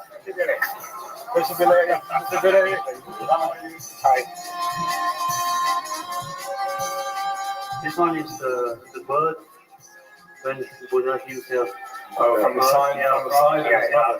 Oh yes, yeah. So here this is when he says, My black hair, I cut off. Yeah, right. Yeah. So he left his wife and his baby. Today, nearly 400 million people are Buddhists, from Burma and Korea to China and now the West. Young Gautam will reshape history, but at this moment, when he first comes here, he's another ragged renouncer. And the Buddha had come here to do what Indian holy men did, practicing almost unbelievable austerities. I ate so little those days, he said later, that my buttocks looked as knobbly as a camel's hoof. The bones of my spine stuck out like a row of spindles, and my ribs looked like a collapsed old shed. And much good did it do me. And that's his voice, a vivid, realistic turn of phrase, not holier than thou. His years on the road had taught the ex-prince to speak the common language. So he sits here under a peepal tree, seeking enlightenment. It's one of the great moments in history, and this is the very place.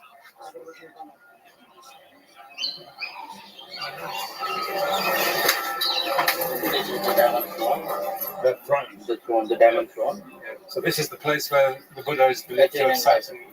Not believed. This is the place where he sat and attained enlightenment. This is also called the navel of the earth. So for all Buddhists, the most sacred place? For all the Buddhists from all over the world, this is the most sacred place for worship and veneration.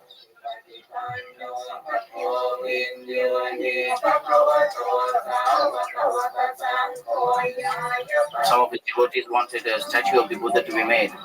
He then and there rejected the idea, the proposal.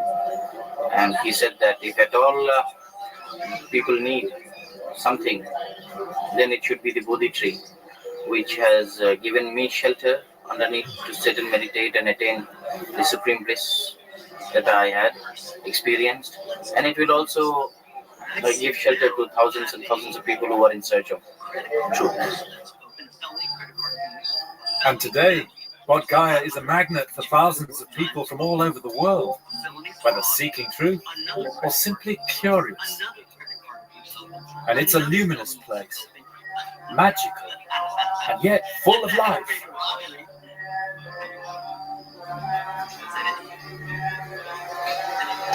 It's great, isn't it? All the monks enjoying themselves. How often we make our history the story of the great conquerors, the men of violence, Alexander, Napoleon, Hitler. That's what we teach our children in their history books, isn't it? But here's one man who sits under a tree thinking and changes the world. But this is an Indian story.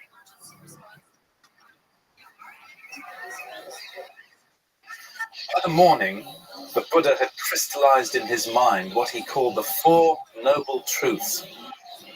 In essence, the idea was very simple. The nature of the human condition, he thought, is suffering. And suffering is caused, in the end, by human desire, by attachment, by covetousness. In the inner life and in the outside world. Free yourself from those desires, the Buddha thought, and you can become a liberated human being. But it can only come from within.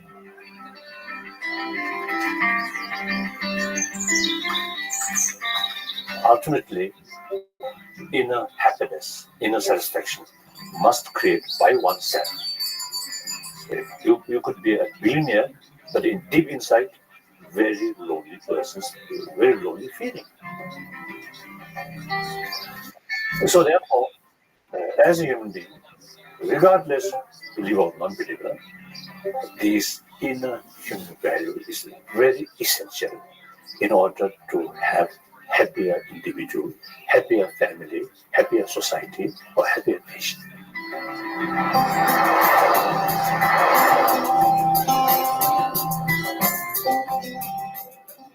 The core of the Buddha's ideas was the Eightfold Path: respect for living things, compassion, truth, non-violence. Ethical action. It's so easy to say, isn't it? but we're still struggling for it today. He's still on his own at this point. Travels from Bodh Gaya to Sarn.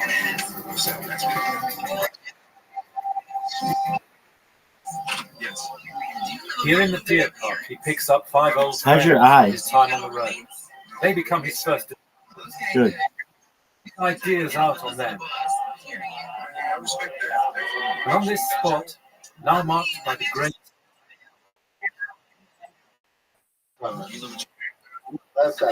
Go, big dog. Setting the Yeah. wheel of doctrine on motion. Setting the wheel of doctrine, of law in motion. Wheel, yes, yes. The teaching of Buddha is not only for man, it is for all. Bahujani Hita means for the well-being of many.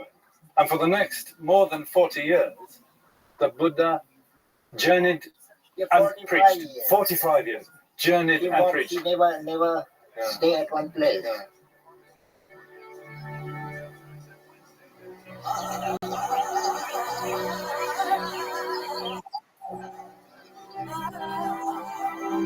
And now it becomes a great Indian story. The real journey begins. He wanders, no possessions, on foot, begging, through the small world of the Iron Age kingdoms of the Ganges plain. So I got this hat and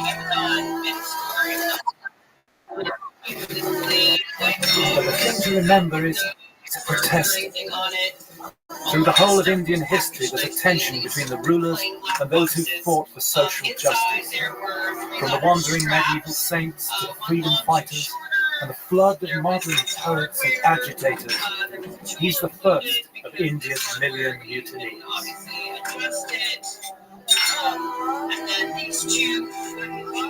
Then he comes here to Rajgir, invited by the king, who saw something in him.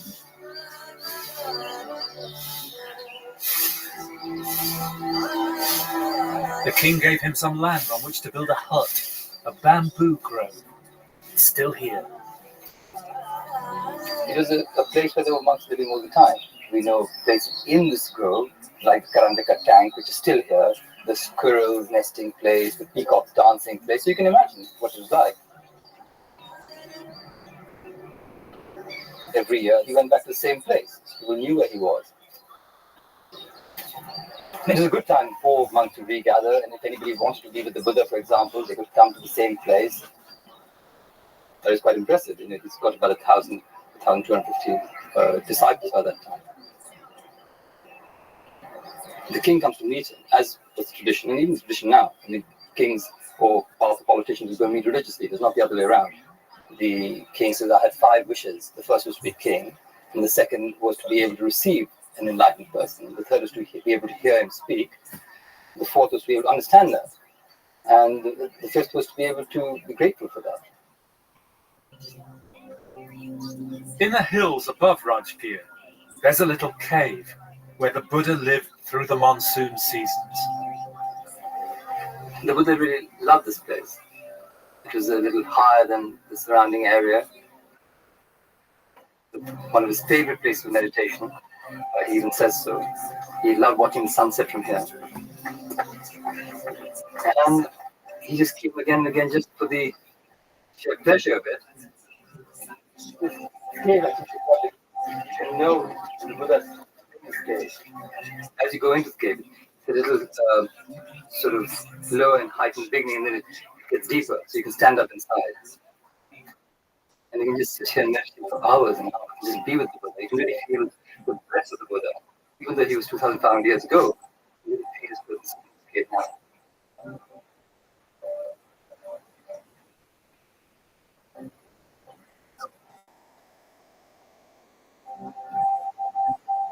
Again, that realistic voice in your own mind. Seek no other.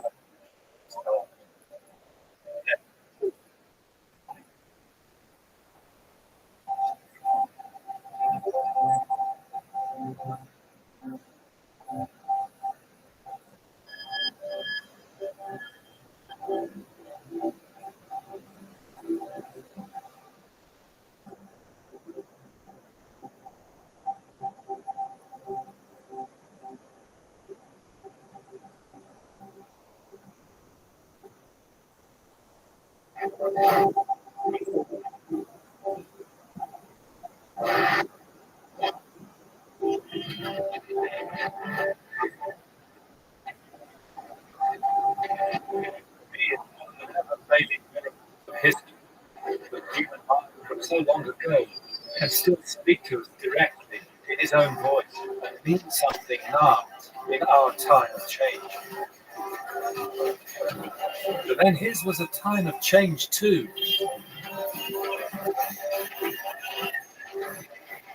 Buddhism is a system based on pure morality, what we would call universal values, trust, truthfulness, non-violence, that sort of thing. And those ideas were very attractive to the rising class of merchants and traders in the cities of the Ganges plain. But it's also atheistic. The logic of this message is that believing God itself is a form of attachment. And in a land of 33 million gods, or is it 330 million? Eventually, we can respect too far.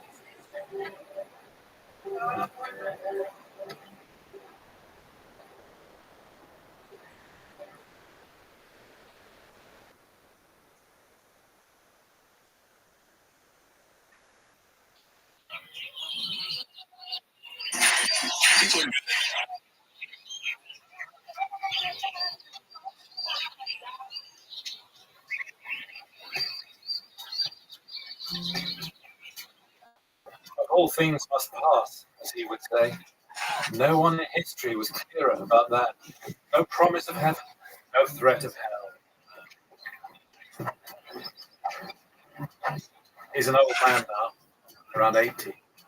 This was his last journey among the scavengers and the dispossessed, with their unending struggle for mere survival. Around 4